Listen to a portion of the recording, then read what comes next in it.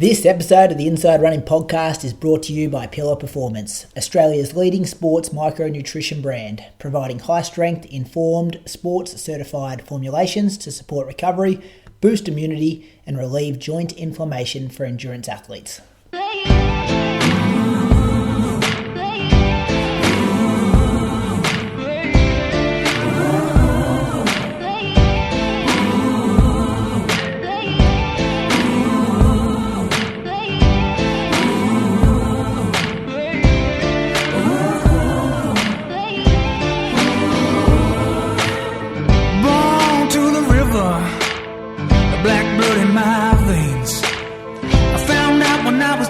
Child, your skin can bring you so much pain.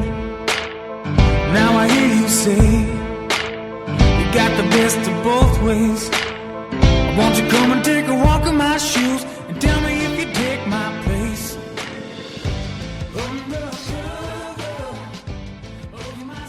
Yeah. Welcome to episode number 256 of the Inside Running Podcast. Thank you for joining us for another week, recording this on a Monday night. After a massive Sunday in the world of running, we saw a marathon world record go down and the third fastest female of all time happen in Berlin. Not too much domestic news this week. Kane Cornes is going to be joining us to talk about his epic last couple of weeks, raising some big money and running some big Ks. Moose to be on the loose, listen to question, and we've got some audio from our Melbourne Marathon live show, which was on the Facebook YouTube stream last night. So a few things to get excited about there. Welcome to my co-host, he's up in Canberra, Bradley Croker. How are you going this evening? Good, Brady. School holidays. Watched Berlin last night. It was pretty inspiring, but it was I think what I loved about it was the last few K. Kipchoge looked human. Haven't seen him struggle in too many marathons. We'll get to that as well. I missed the intro, and I'm sorry I missed it, but we're also going to be talking about Lisa Weightman's amazing run as well. We'll get to that a bit later on as well. But hold your horses, Croaks. We'll get all into the Berlin chat in a minute. My other co-host from Anglesea, Julian Spence. How are you going this evening? I'm good, thanks, mate. Just hearing about Kipchoge being human running 2:01:13 or something. Yeah, positive split though. Yeah. We'll get to it. Just relax, boys. We'll get to it. You can't go to Kipchoge first when you two guys have got good weeks to recap. So we'll hear those ones first, and then we'll go to Patrons, and then we'll go to Berlin. And that's about the only running news we've got this week. So we'll go deep into our Berlin analysis. I actually took some notes about Kipchoge today. A couple of things I want to ask you about him. So we'll get there. Hold your horses, though. Croaks, do you want to go first and tell us about your running week? I think you're back on the horse. Yes. So I had a pretty good week. My week improved as it went. I remember chatting about it last week that my Monday was my first run outside in just over 2 weeks. I'd done a few runs on the treadmill. So I did an hour out at Mulligans, 4:24s, didn't feel amazing. Started to just get like real heavy quads, adductors, just, that stuff when you haven't run for a few weeks. That start to sort of lock up and get fatigued. So, got through that, but it was like I'm probably a few weeks away from feeling good again running. After work on the Tuesday, I decided just to run back on the treadmill, just to, recover a little bit, give my body, it was just easier, obviously, on the treadmill the days before I ran outside, so I thought I'd just go back to the treadmill. I just did 50 minutes, 4:37s. And then Wednesday was when things really turned around. Got out for 80 minutes, so not as long as my midweek long runs before I got sick. But this one started off, I was 30 or 40 minutes in. I'm like, this is 80 minutes probably a bit too far. But then after I got through sort of 40, 50 minutes, I actually started to find my rhythm. A lot of my soreness started to sort of go away. So I ran 4:12s. For 19K, I got whacked in the back of the head by a magpie out at Mulligans, so that wasn't a highlight of that run. What, he got you? Fair on the back of the head. So with his beak or his feet? Not sure. There was a mark on my head, which I was wearing a hat, but it was weird. I don't know if you guys find this with birds. Sometimes, my run was an out and back. So on the way out, it got me. On the way back, wasn't there. And then I ran again there on Sunday, and it wasn't there at all. But by that stage, I'd picked up a stick and I was going to start swinging at it if it did attack me. So mate, you can't do that. It's protecting its family, Just mate. looking after babies like you would if you were looking after your babies. Yeah, and I'm protecting my head. So I guess we're even. Nothing. We don't love that. We don't love that. Come on. If Peter are listening, that is not endorsed by the Inside Running podcast. I'm a bird lover. Come down and give you a little tickle on the back of your head. What about self-defense? You're going to kill a bird for a tickle? Fun and games until it pokes my eye out or something. It only gets the back of your head. It doesn't come front. They never come front on. Yeah. But if I turn around... Anyway, I don't like that magpie, and I will protect myself. So then on the Thursday, 45 minutes for 10s. Did my first workout for the week, or first workout in a couple of weeks on the Friday. Just jumped on the treadmill. Did 6-minute reps at 3:30 per kilometre. Wore the heart rate strap. It was a little bit warmer than the last few weeks. It's definitely warmed up, and the garage gets a bit warm. So heart rate didn't go crazy. Mid 160s. Which, before I got sick, I'd probably be running closer to 320s for the same effort. Only did 4 of them, so I felt fine doing that. I could have done 5 or 6, but I thought first session back, I don't need to do any more than 4.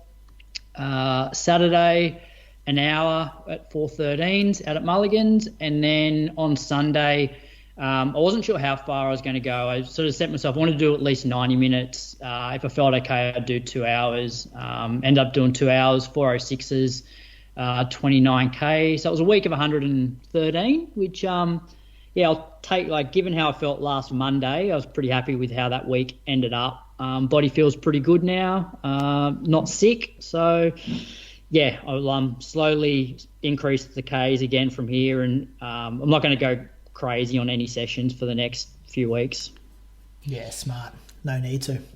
Yeah. We spoke last week about Fukuoka being out of action, but anything else been sniffing around? Fun run season's coming up, the road season? Not really. I think I'd just string together a month and then just see where I'm at and then have a look for some races. Yep. Moose, tell us about what you've been doing. Got out there for 70 Ks this week, which was good. No long run. This is the week that I put some pictures up, so you'll be happy. I'm not going to go through them all, mate. This was an entertaining week. I actually forgot that we asked you to do this because we asked a week ago, didn't we? Yeah, I didn't ask. Yeah, well, you got it. You got it anyway, unless you've unfollowed me. But I did actually increase followers, Brad, which I increased 6 this week. Have you got a little spreadsheet? How do you know you went up by 6? Last week I was on 5,000 when we recorded. And really? I thought I should have got a mention, but I didn't. You blokes didn't pick up on it. Yeah, well, that's the first time I looked at it. 5,000, anyway, that's pretty good. I got 47 likes on one of the comments on Monday. I'm pretty happy with that. Yeah, those comment things are taken off, aren't they? I've never seen one higher than 47. I'm a big fan of the comment like button. Still need an anti-kudos button because I've just started writing anti-kudos whenever I don't approve of something. I just write anti-kudos. But then people like that. Yeah. So it turns into an anti-kudos button. That turns into bullying. That's what it turns into. This is brilliant, isn't it? Everyone's questioning their training because I know because you're freaking doing it to me every Sunday at the moment. Yeah, I'm going to keep doing it too. Stop uploading shit, I reckon. Anyway, tell us about your week and your first photo. No, I'm not talking about the photos, but I ran 40 minutes on Monday, then Tuesday, just again, 40 minutes. So I just wanted to frequency, consistency, it's what I'm after. Now, on Wednesday, I joined the group for a workout because there's a lot of school teachers involved in this group. They all came down and went on location for their workout. So I joined a threshold. It was I adjusted the session on the fly because I thought it was too difficult for the guys. So inserted myself into that very nicely and influenced it to change the workout. But the session was 10 minutes at threshold, 2-minute jog, and 30 seconds hard, 60-second jog. Now the guys that I'm running the workout with, one of them I ran 18 seconds quicker than at the 10. So I thought he's training for Melbourne and he's going quite well. Ran about 70 minutes at Burnley, and the other guy Will, he's run 69.5 at Burnley, and he's probably a little fitter than me. But I thought, we should be all about the same fitness level in the threshold. So I struggled. We ran at this sort of streets around Bells Beach, like the kind of half township region of Bells Beach. We left the first 10 minutes was downhill, and we ran 3:21 pace. I was thinking already at that time, I'm like, geez, this is a bit hard towards the end. This isn't really my threshold feel. I should probably be going easier. But there's a group of 3 people. I'm not going to sit off the back by 10 metres and run it by myself, especially when there's nothing really on the line for me. I might as well try to help the guys out and run with them. The 30 seconds were easy. 30 seconds, short enough where it's not hard. You take it to 45 seconds and all of a sudden that becomes a little more difficult, but 30 seconds is below the hard or the where it becomes difficult. You're going pretty quick though, 250 pace. Yeah, I was still turning the legs over okay. I felt good on the 30-second reps, just not the threshold stuff. But again, it's 30 seconds. Like, it's not hard. And then the next rep was uphill, and I could feel that. So we were slower, 3:30. My heart rate got well up, and by the end, I was hanging on and just thinking, all right, get to the end of the 10 minutes and that'll be your workout done. This is more like 10K effort than threshold, more like 10K heart rate as well. Did a 30-second rep with them, and then the next one I thought I'm going to go like 3 minutes, then they're going to turn around and I'll join them for the last 3 minutes. But I ended up going 5 minutes because it was downhill, so it wasn't very difficult, even though the heart rate was high.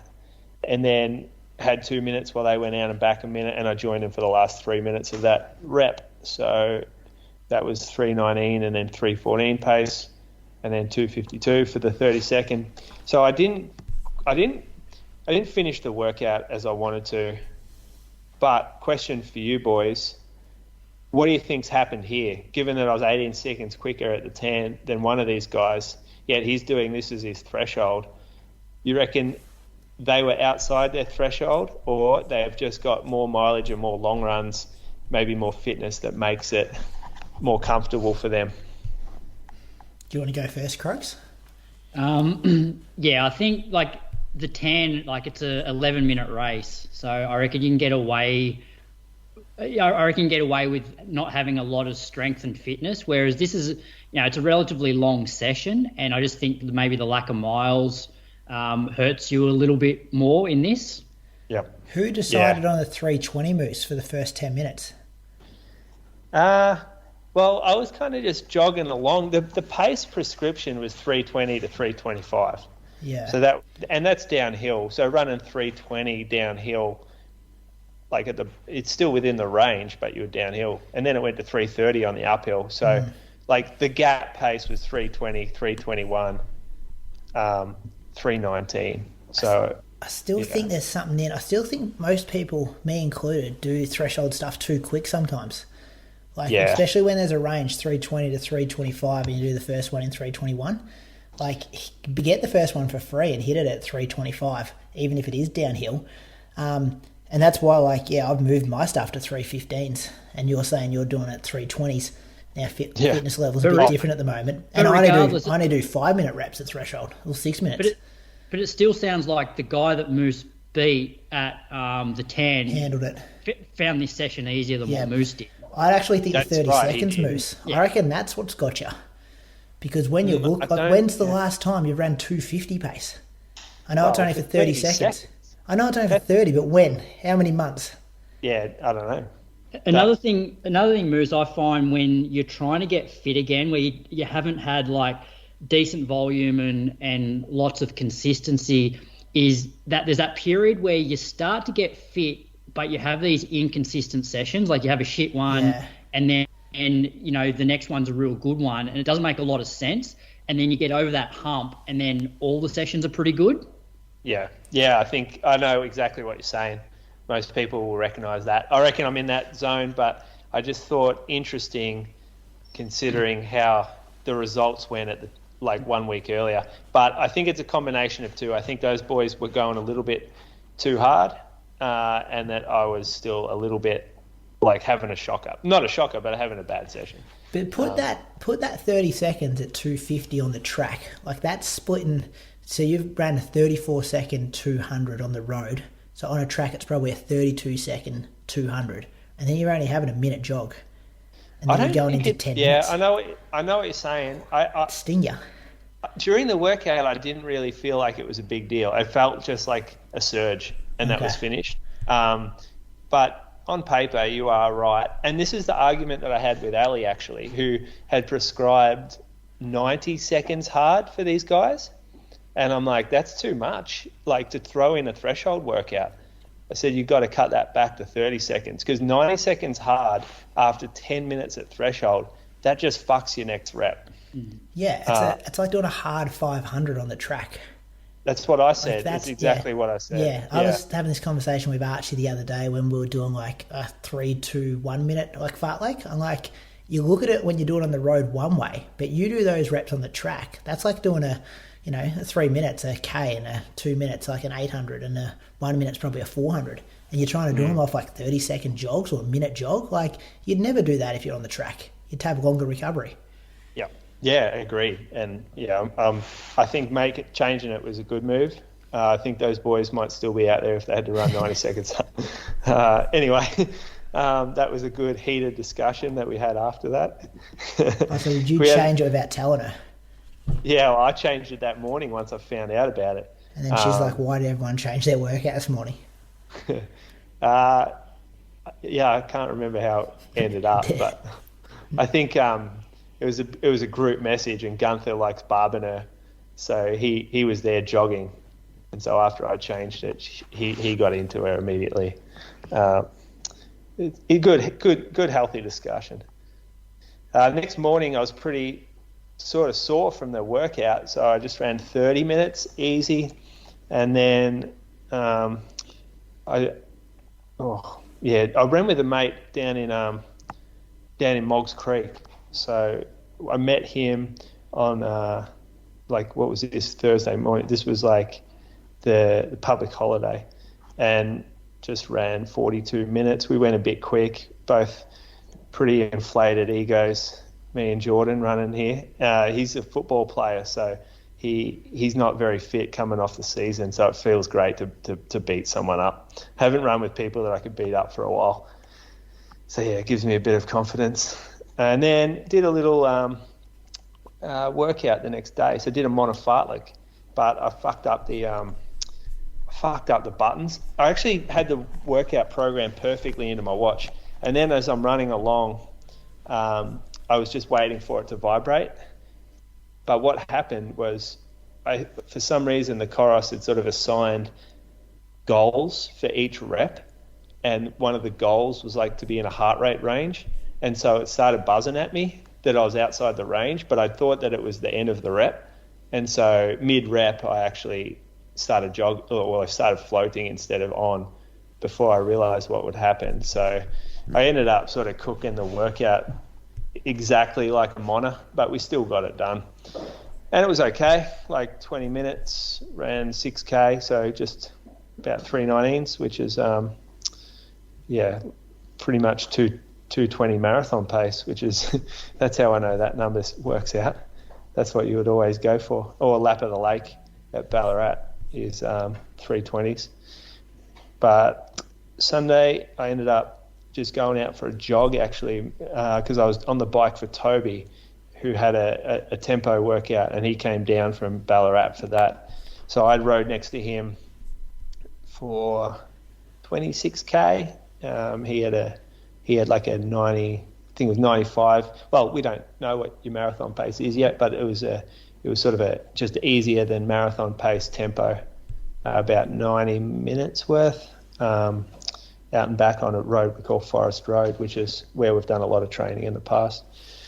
So that was the week, 70K, and 2 workouts, no injuries, happy days. Some good work in those workouts too, looking at the splits. Well, yeah, it was pretty good. Feeling like I can get the body going. Feeling like I can get the legs ticking over. I've been doing strength again, and I honestly think that's making a difference in how like fast I can run, like top end speed. I do think it makes a difference to me. Surely it would, wouldn't it? That would be common knowledge. Well, why don't you do it then? Yeah, I should. If it's such common knowledge, and you're trying to. I know. So many runners are like, we should do more gym work. We know it's so good for you, but I'm like, nah, don't have time for it. But just still smack heaps of Ks a week instead. I just hate going to the gym. I don't think there's a masses of evidence that it helps performance. Isn't it? Like when you get older too? Oh, probably older. I think it's when you get older it's so good for you. Yeah. It's a funny one because I never, you see, you talk to Mono, right? He goes, yeah, I never did a single push-up or squat my whole life. And I used to run 200K weeks, never got injured, and, got heaps of injuries. But Crichton's the same. Crichton never did gym, hated the gym. Yeah. Don't think Deke did much in the gym. Really? Thought he was a gym. I don't know. I don't know. But yeah, I actually think it makes a difference to me. So I'm still doing a bit just at home. Your best running was off your regular gym work? Yeah, it was. But at the same time, was it that or was it the other factors? Who knows? That's the thing. It's so hard to know, isn't it? I'll tell you about my week, boys, before we move on. Monday, did 16K. I was also on school holidays, Croaks. I'd started school holidays, though. This was my first week of school holidays, whereas I think you've just started, haven't you? Yeah, today's my first day. This was week 1 for me. 16K in the morning, 4:33s Monday, 8K in the afternoon, 4:24s. Tuesday, did a 15K progressive run. So I did 5K at 3:25s, 5K at 3:20s, 5K at 3:15s. I worked out those paces, what you're talking about before, Moose, with percentages. I would love to run a marathon around 3:15s, so I was calling that like my 100% marathon pace. And then I think I was going 95 and 90. So starting at 90, go up to 95, try and finish at 100. But it's hard to know. You put these numbers into calculators and you're not really sure what the kind of pace is, but it's kind of around the mark there. So explain how you're coming to your percentages? I worked on 2:18 dead pace, and I think I should have been. That's 3:16. I think I was a bit quick the last 5K. So but what I'm saying is your percentages. I'd use a calculator because it's pretty hard to work out. It's not really though, because it's 3:16 is 196 seconds for that kilometre, and then you just times it by 1.02 and you'll find 98% of marathon pace. Yeah, I also just use a calculator and then I've just got it written in my even top of my program here. That's good maths from you to do that off the top of your head. No, it's easy. What do you times it by? Say that again. Whatever percentage you want. So you work out this. Yeah, sorry, you don't times the pace. You work out the seconds. How many seconds it is in total times by what 0. Yeah. Unless it's over 100, you'd go. And you can work out a good range like that. Yeah, you can work out if you want say 95 to 97%, you can work that out and give the range for the athlete. Yeah. I worked out 95 was 3:26s, and then worked out from there. So, it was a good workout. I did 5K before Archie jumped in. And then I always get a good sign from workouts when I want to. Usually we kind of share the lead, but I think, I did the first 5K solo and then he took 2.5K and then I took the rest of it from there because I was just like, I feel fine. Just sit in here because he was doing some stuff at the end of that. So that felt good. Got out for 35 minutes in the Arvo. 2 hours on Wednesday morning at 4:16s in the rain again. Don't know about you guys, but up here it's good weather for one day, then it just rains for 2 days straight. It's been shocking. Wednesday Arvo got 30 minutes in. Thursday, a bit of a recovery day. 70 minutes in the morning. And this was one of the good days, 15 degrees when I got out in the morning, and then 35 minutes in the afternoon. Friday, met up with Archie again, did some 2-minute reps around about 3-minute pace off like a 1-minute jog. We just go out and back this road for 2 minutes, which is pretty nice. I love 2-minute reps, and I find when I'm doing kind of these bigger weeks that this is just that one of the workouts I need just to tick the legs over. It's not really a hard workout, but I want to work a bit quicker than marathon pace one of the days in the week. Then I got out for 35 minutes in the afternoon. Then Saturday, it was Hudson's birthday. Did all the birthday stuff in the morning, which was cool because he's at that age now where he knows what's going on and appreciates open presents and all those kind of things. So got out for 16k after all the birthday celebration stuff. And then 35 minutes in the afternoon. And then Sunday, got out for 2 hours and 50 minutes again. Did a bit before meeting Archie, and then, he did 2 hours. I did 2 hours with him, and then I think I did about 20 minutes after he finished up. So time went by pretty quick. He got rolling. I reckon he rolled like a 3:53 about 4 or 5k in. And I just had to say to him, like, let's just settle things down a bit here. I'm going to be out here for quite a bit of time, so I don't want to be running that quite quick. But a beautiful morning. If Melbourne Marathon get that this Sunday, still no elevation, as you noted in my comments, Moose. I think it was about 100 metres of elevation gain over 42 point something K. But a beautiful morning out there. And my favourite run of the week at the moment, that super long one. Just enjoying it and going well. Like, I remember doing long runs in the past where I need to spend the afternoon on the couch, whereas I felt like my energy's been good in the Sunday afternoons with these longer ones. So that brought... Nutrition out there? Yeah, I took one gel at about 50 minutes, one of those SIS ones. They're 40 grams of carbs. Beta fuel. Yeah, I've been... That's pretty early. 50 minutes. Yeah. Was it my 50 minutes or Archie's 50 minutes? No, about 50 minutes in, I take it. Just, early's better than later. And then, haven't had any issues with... Like, I'm finishing these full of running. Like, I don't feel like I'm banged up at all. It's kind of, it's been good to get it done. But I guess at that pace, I'm not burning. Like, running 4-minute K pace. What's your heart rate on it? I don't know. I might put it on next week. I'd say 135, 140 maybe. 135, you reckon? Yeah, I reckon. Maybe 140. I guess it is fucking flat as a tack. And some of these roads are like beautiful. Like, just, beautiful, flat. Gravel? Dirt. Probably gravel for 60% of it. Okay. So, which was pretty nice. Some of the gravel roads like washed out and stuff, but this one was pretty good. So, it was a nice day. So, a big week, not a lot of quality in there, but I feel like I'm building a lot of, good base to start getting into things in the coming weeks. Thanks. Are you coaching Archie? Yeah, I'm coaching Archie. Isn't he racing this weekend? You got him doing 31k week before. He wasn't racing. No. He wasn't racing until late this week. He was going to be doing a pacing job on Sunday, but the pacing job's not happening anymore. So he said I might jump into the 10k, which was good. And then he's going to Valencia for the half marathon in the 3 weeks time, I think it is. I open up his program now. So he's got to get some work in. This isn't an A race, this is a bit of fun. He's going to be in Melbourne kind of thing. So you're going to got to do some work, Croaks. But he's got fit very quick, young Archie. Yeah, he's in Valencia in 3 weeks this Sunday, which would be good. He'll go for the half marathon, then I'll go for the marathon. Nice one. Should be good. Should we thank some Patreon supporters? Sure. I'll kick it off if you like. Kick it off, yep. Ash? Yeah, I've got Ash McDowell.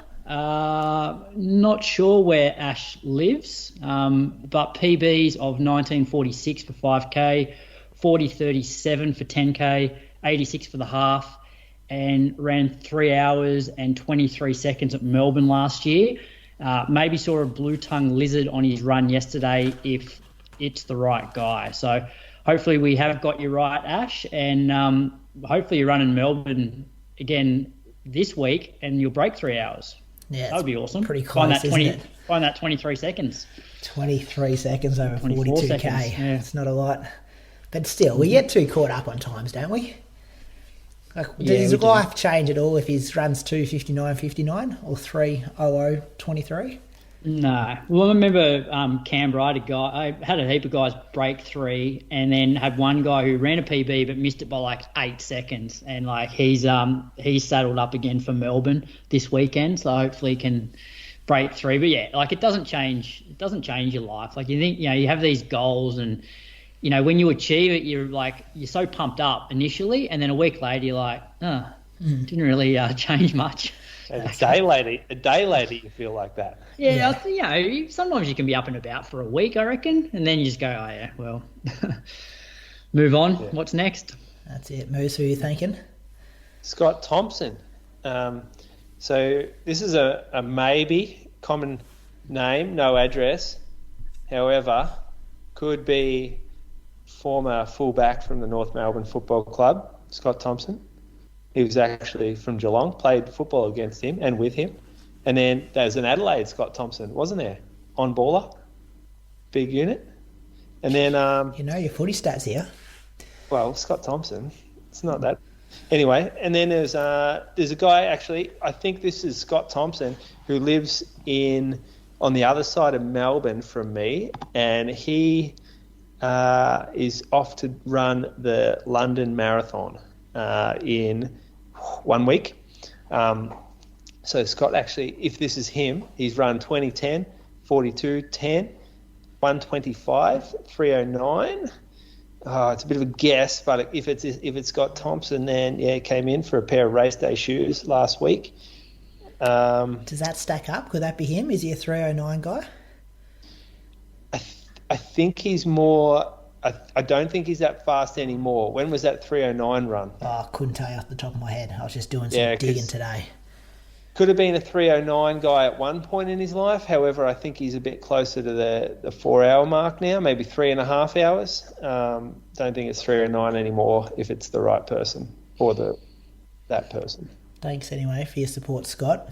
Good luck if you are, I hope that's you, running London this Sunday. He'll be in the air maybe when he listens to this. I'm going to thank Callie Langford from Melbourne in Victoria, one of the ones that did have an address this week. She's ran 2032 for a 5K in Melbourne last year at the Melbourne Marathon Festival, 133 for the half marathon at a trail running series event, maybe 331 at the Perth Marathon last year, which that might not work because I think Melbourne was in lockdown when the Perth Marathon was on last year, but maybe, you never know. Also, why don't you get these patrons to send some info to you when they sign up? No, because I like doing the research myself, Moose. Yeah. Otherwise, you're not real successful at the moment. Oh yeah, this was a hard week. I'm pretty good every other week. Otherwise, if they don't have a tap, Brady's not interested. Could you imagine how hard that would be to monitor? Everyone just sending DMs. And then which part of it do you read out without offending someone? That would be rough, Moose. Well, you're not offending them if they've sent it to you. Yeah, but then what happens if you miss something? You can't read everything out. No, you're opening a can of worms there, Moose. Unless you want to volunteer to do it, I'm more than happy. Send them to Brady. Hit up Brady. Sign up for Patreon. At the running company, geelong.com. DM Brady. Tell him how good your swagger is because that's his favourite thing to comment on. I couldn't even see photos of these people today. But anyway, maybe also did 2 bays this year. That would make sense if she lives in Melbourne. So thanks, Callie, Scott, Ash, for your Patreon support. All the legends over there on patreon.com/Inside Running Podcast. Big week coming at you this week. Croaks and I might do a Q&A episode, I reckon, this week, Croaks, if me and you are on school holidays.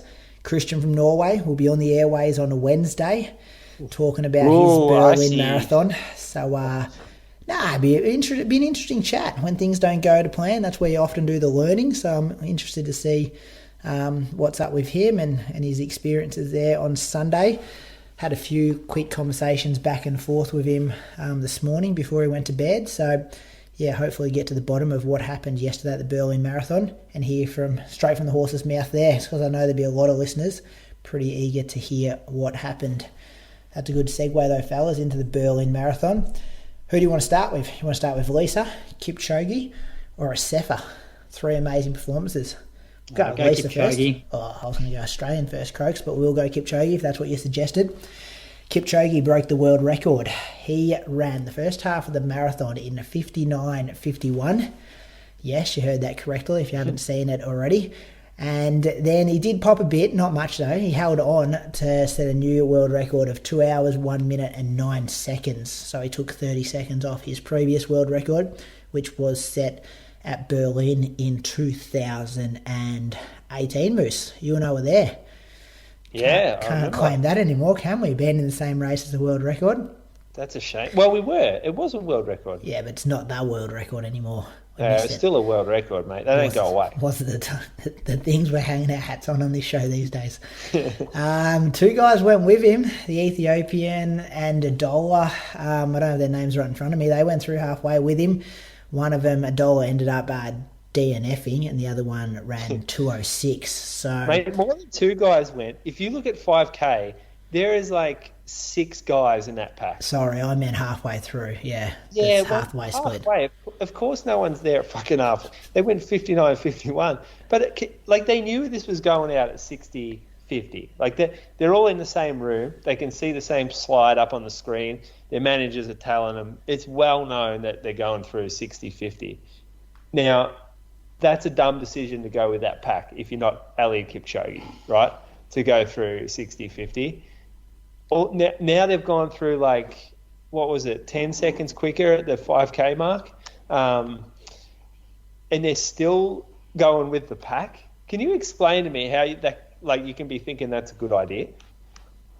You wrote that to us in the group as we were watching it. You're just like, why are these guys here? This is suicide for these guys to be trying to hang on to this pace. You're not even at the front. We can't.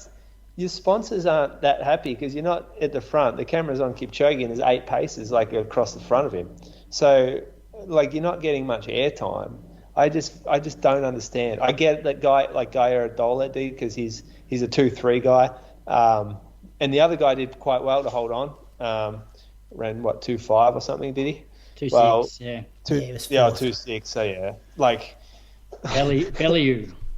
Bellew. It was I mean, it was carnage, but it was you were seeing some pretty dumb decision making, I thought. So take me back though. Why does that? People have taken photos in that technical meeting of what the paces are going to do. They've gone through a minute quicker than what they were meant to do. How does that happen?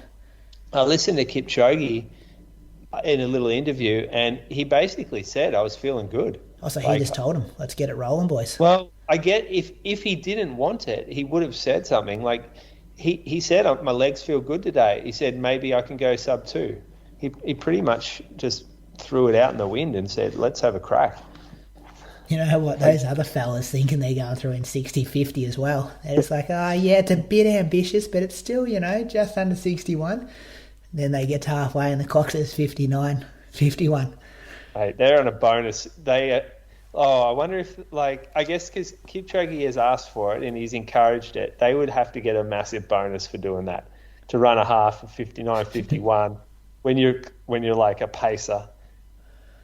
Pretty Imagine if they turn around and said, "No, we told you to 60-50 and you've disobeyed it." You had a 10-second window either way, and now you've missed it. I'm sure Kipchoge would just pay them out of his own pocket. Well, he slowed when they pulled out around 24k, didn't he? Or were they a bit before that? Yeah. That was his slowest 5k of the day when they dropped out. I think it was about there, yeah. And then he got back rolling again because it looked like maybe he was in trouble. Maybe he wasn't going to get the world record and maybe he was going to blow out a bit. And the other guy stayed on him for a while, but then he disappeared pretty quick in that back half. Kipchoge, he probably put he's put 6 minutes into him, 5 minutes in probably the last 12k. Everything that you know about running, you were questioning as you were watching that first half. Our understanding of pacing and of fatigue and depletion and lactate thresholds and everything, the whole first half of that race, you're thinking, if he does this, what we have to rethink everything from here. Especially if there's guys that can hold on, especially if there's 2.4 guys, 2.5 guys in that pack who can hold on to 2:01 pace. I was thinking this would fuck with my whole philosophy on running if these guys pull this off. So I was very content to see the pace slow because I thought, okay, the world is spinning normally. Well, I'm not crazy. But how is he so good, Moose? It's a good question. He is that much better than anyone else in the world. Has been for so long. I think he's had that one miss at London when it was wet that year, the COVID year. But every other race he's done has been a win or a gold medal or a sub-2 or a close to sub-2 at the Nike thing. Like, he rarely misses. And if it's a training philosophy, how come all the other guys in the camp with him are not like smacking 2-2s, 2-3s? Like, it's not a training you know what I mean? philosophy. Is he a robot? I know I've asked that question before. Something's got to go on with this guy. I think he has this amazing mental capacity where he can go in, like you said, almost robotic, where he almost takes himself out of his body when he's running. And he just gets in this groove. And there's an incredible amount of positivity around him and gracefulness. And, like, I mean, you had Hugh Van Cuylenberg on the show. Like, this guy epitomizes flow state. Flow state. He puts himself in it, yep. Yeah, just like he just seems to appreciate everything.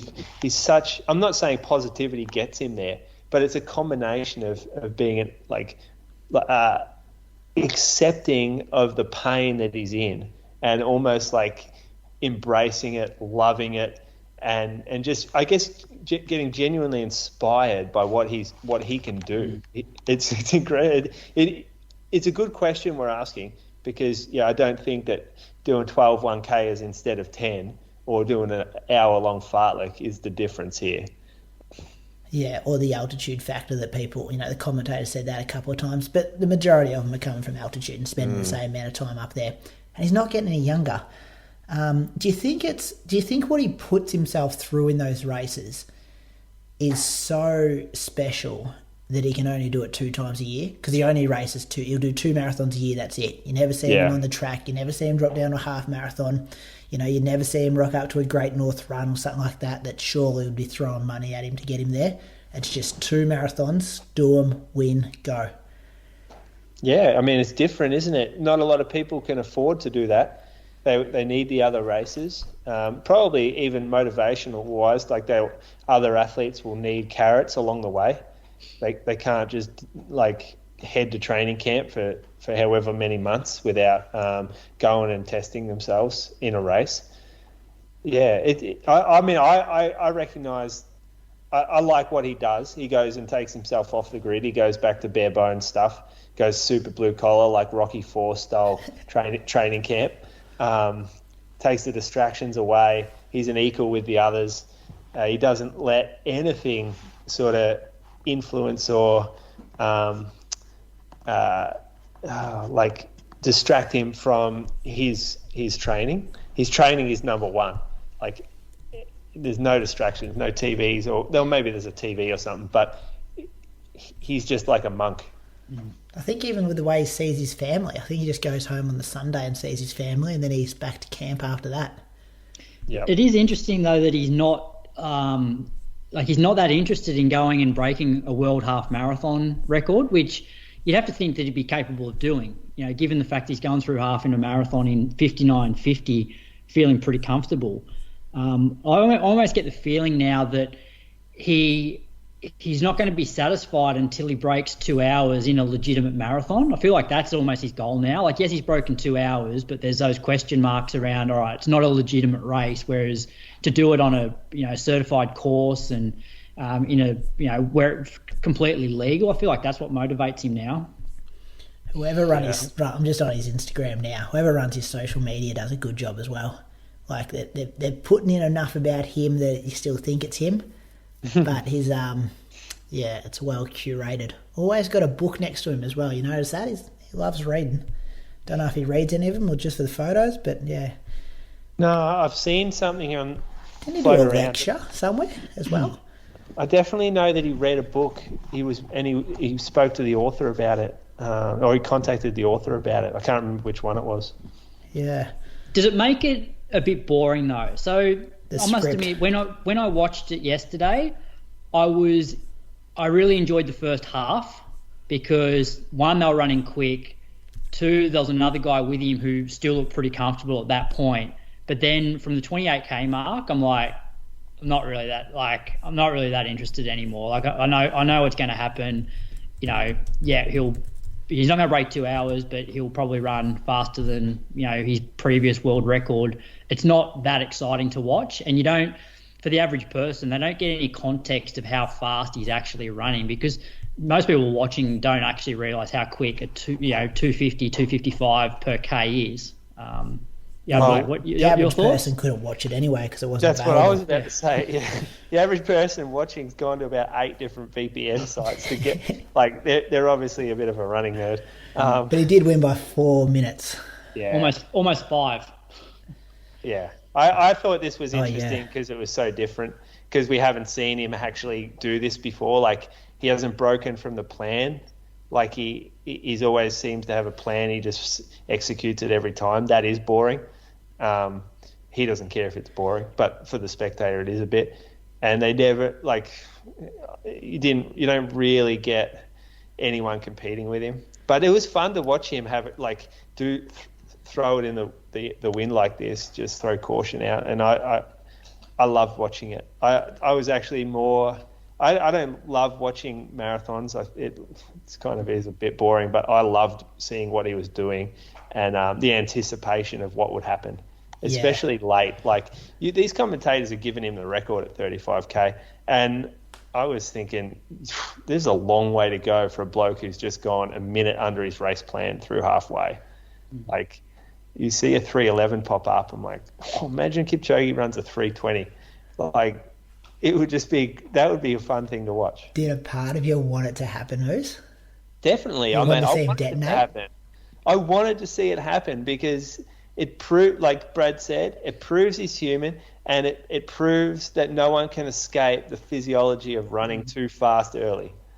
But the problem with yesterday was, it was like, given how fast his first half was, the positive split wasn't that bad. He's run, 61:20 for the second half, which is, it's not a bad blow up. You look at him crossing the finish line, his form still looks amazing. Like, you don't want to wish it on any flag. Yeah, you don't want to wish it on anybody, but how good would it be to see Kipchoge with 3K to go, his form just fall apart, and him actually struggling to the finish line? Yep, still win the race, but just look like you're falling apart. It just doesn't happen. Nah, it doesn't. I was hoping for it. I mean, I love him, but I love running more, and it would have been good for running to see it happen. Yeah. I reckon the pace is, there's his usual guy. We were talking about him on the road to Berlin the other day. Boyd, I think his name is, but he wasn't one of the paces this time. I reckon he's the one that can usually get him to 28, 30. It's usually 2 or 3 pull out, and he's the one that can hang in for a bit longer. I reckon he cost him going a bit quicker, not being there. Not sure where my mate Boyd is, but that was just my observations. I reckon, he's the one. Christian knows. He's the one that can go a bit longer. Anyway, that was the men's race. Pretty amazing to watch. Seeing a world record there. And it was mainstream media today. Saw it pop up on a few different sites and things. So people talking about him again. Running in the news is a good thing. Mooch, want to tell us about the women's race? This was kind of overshadowed, I thought. It was an amazing race, but you hardly see the footage of the women. But what happened in this race was spectacular. Yeah, so there was the third fastest time in history was run, and you're right, we didn't see much of it. 28-year-old Ethiopian Tigist Assefa shocked the world by running the time that she did, winning the race. I remember seeing, I think it was the 10K mark. The pack was massive. Like, the ladies, there's probably 10 ladies in it, but there would have been 40 blokes, so a pack of about 50 people. And it was hard for the camera to pick up the actual contenders because they were deep in the pack and there was men all around the outside. And I remember they did shine on Tigist, or we'll call her Tigist or Assefa. And she was wearing a pink top, Adidas. And Tim Hutchings has seen the number. He obviously looked at his page and he saw her previous PB, which was 2:34 at Riyadh. What's that? Where's that? Riyadh. I'll find it. Look it up. in March. She came 7th in the marathon. Saudi Arabia, maybe? Ran 2:34. Yeah, it is. It's a capital, Moose. Yeah, I remember him saying something about Saudi Arabia. But he's actually made a comment that hopefully someone plays that back to him every single day of his life. He said, I was like, this girl has no business being in this pack. What on earth is she thinking? And she's come through and basically just dropped them off one by one. And we didn't see a lot of the race, to be honest, because the cameras were on Kipchoge the whole time. But yeah, 2:15:37. What'd she go through halfway? And do we have that split? Yeah, I think it was 68 low, 68.08, I think. Yeah, so she's had a great negative split. One stat that I did see was that she's the only athlete to go sub 2 minutes in the 800 and sub 2:20 in the marathon. I believe that that was the stat. I'm not sure where I saw that, but pretty cool little stat. Yeah, it's an amazing stat. Look, to be honest, she's come out of nowhere, and there are always little questions when people come out big questions when people come out of nowhere. So she was obviously an 800 meter runner, no track PBs for 1500, 5K or 10K. She ran a 34:35 10K in 2018. Now, that is garbage. That is a garbage time for someone who's run 2:15 4 years later. How does she get into this, you reckon, Moose?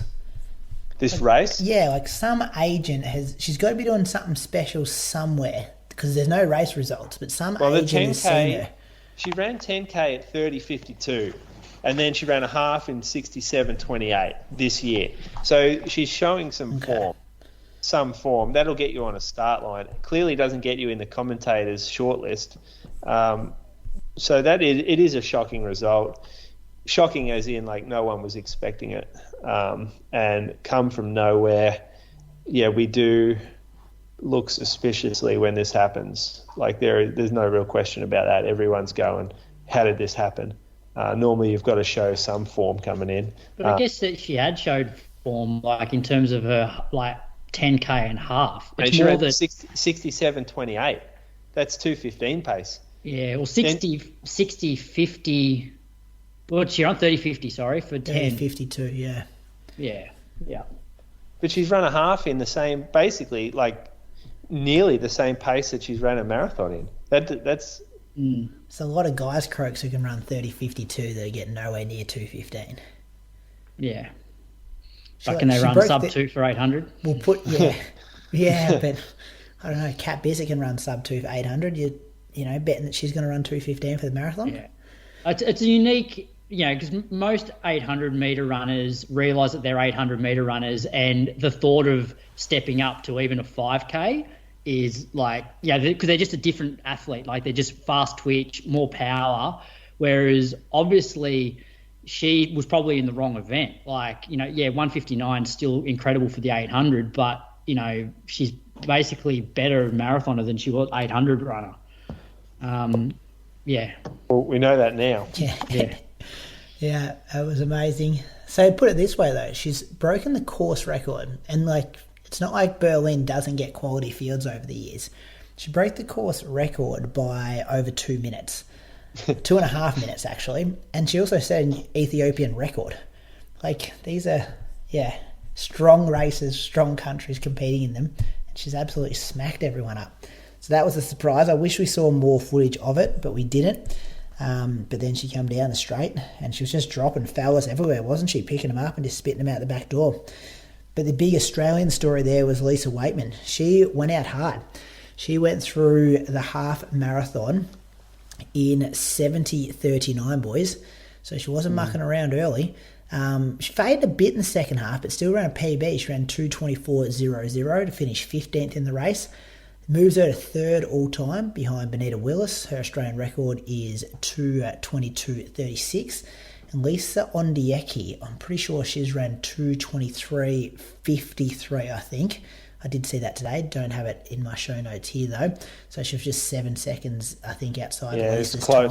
Yeah, it was very close in the end. Her PB previously was 2:25.15 for London in 2017. She's 43 years of age. I thought this was phenomenal and gutsy, like going for it early. Like, yeah, what did she split half with you at the Gold Coast, Croaks? Well, she didn't go with that pace, did she? No. So I went through 72 and she was a fair way back off that. What was the Gold Coast half one in? I think she would have won the half marathon with this marathon split yesterday. Yeah, it was cool to watch, wasn't it? It's not often you see a marathoner like I mean, we saw it with Kipchoge, obviously, but experienced as her, who tends to get the pacing perfect, like really put it on the line like she has, and gone, yep, I'm going for the Australian record, and I'm going to run fast from the gun and try and get it.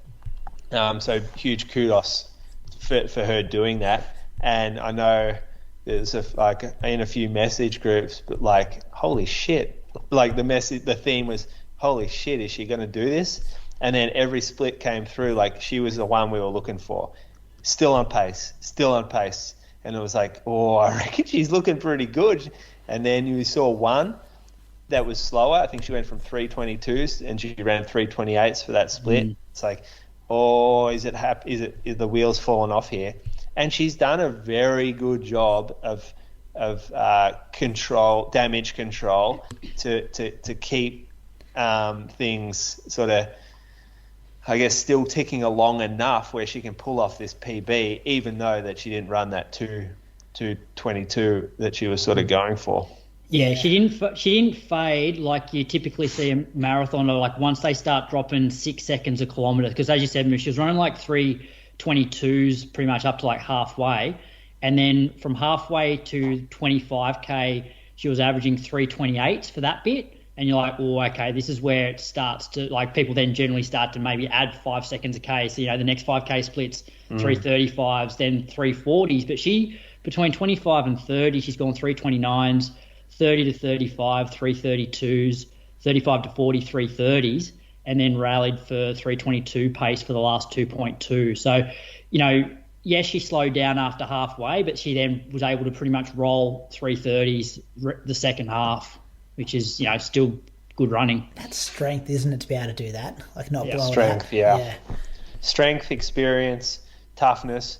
There's a lot to like about that. And do you think, although we often say, the best way to do it is negative split it, but if you've got that strength and you want to roll the dice, kudos to her for having a crack at it. Yeah, well, I still think negative split is the way to go.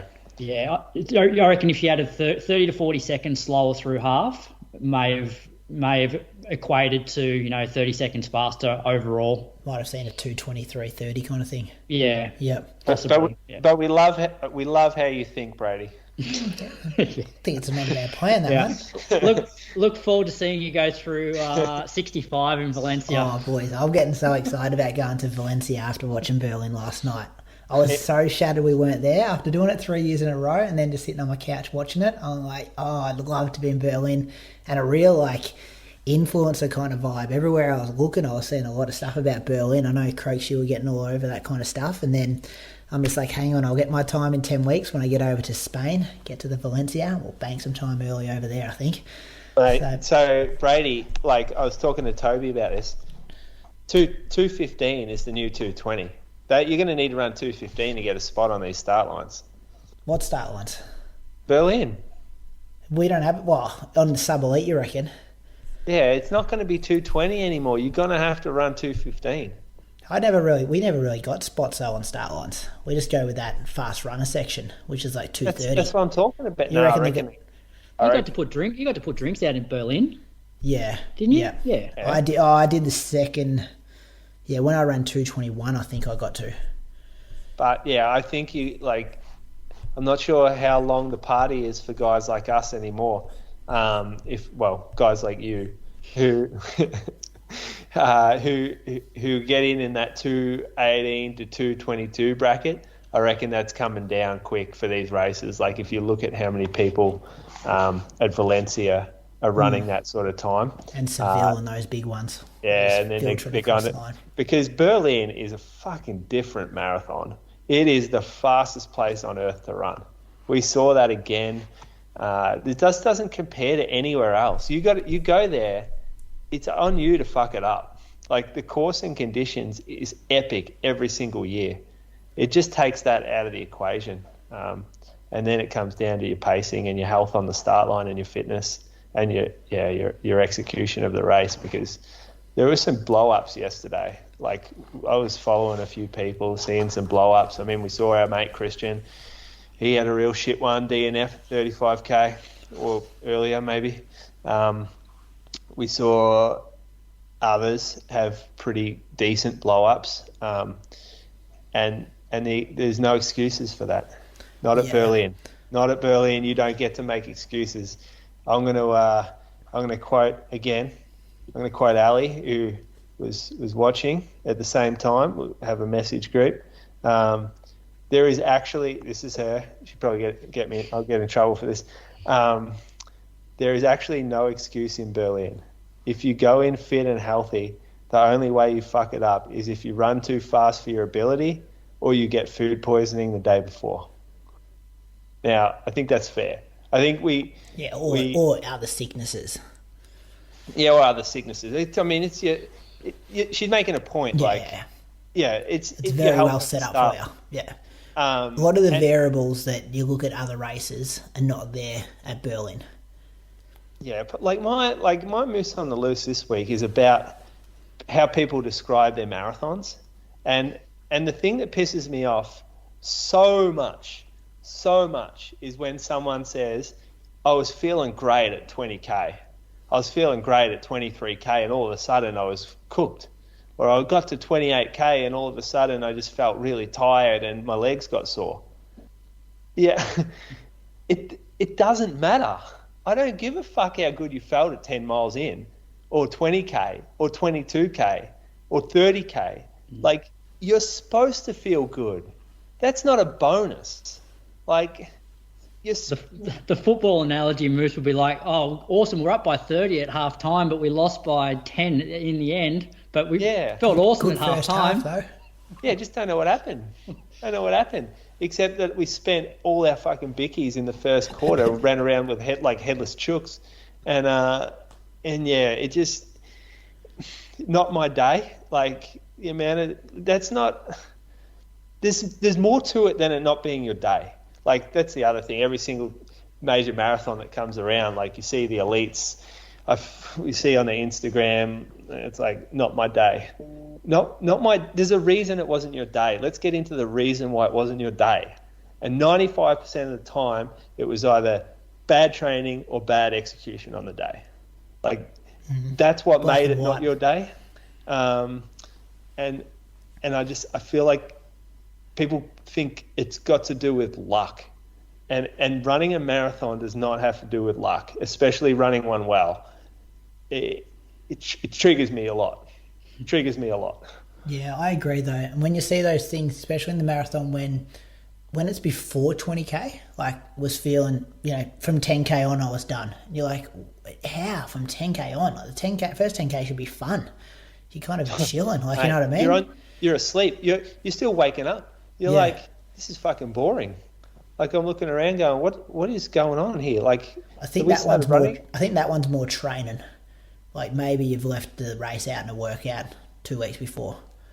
Yeah, this isn't anyone in particular. This is actually this is a general feel I've had over the past 2 or 3 years of watching marathons, and it's like we have a funny message group where we screenshot "wasn't my day," and it's like, it's basically just a full list of not my day, and every marathon you get 15 of them. Chuck them all in the group.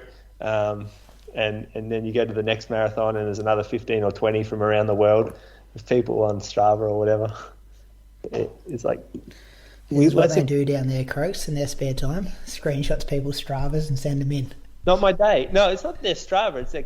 It's basically just not my... Like, we don't even take any notice of anything else. It's just not my day. That's the laughing thing right now because it's so used.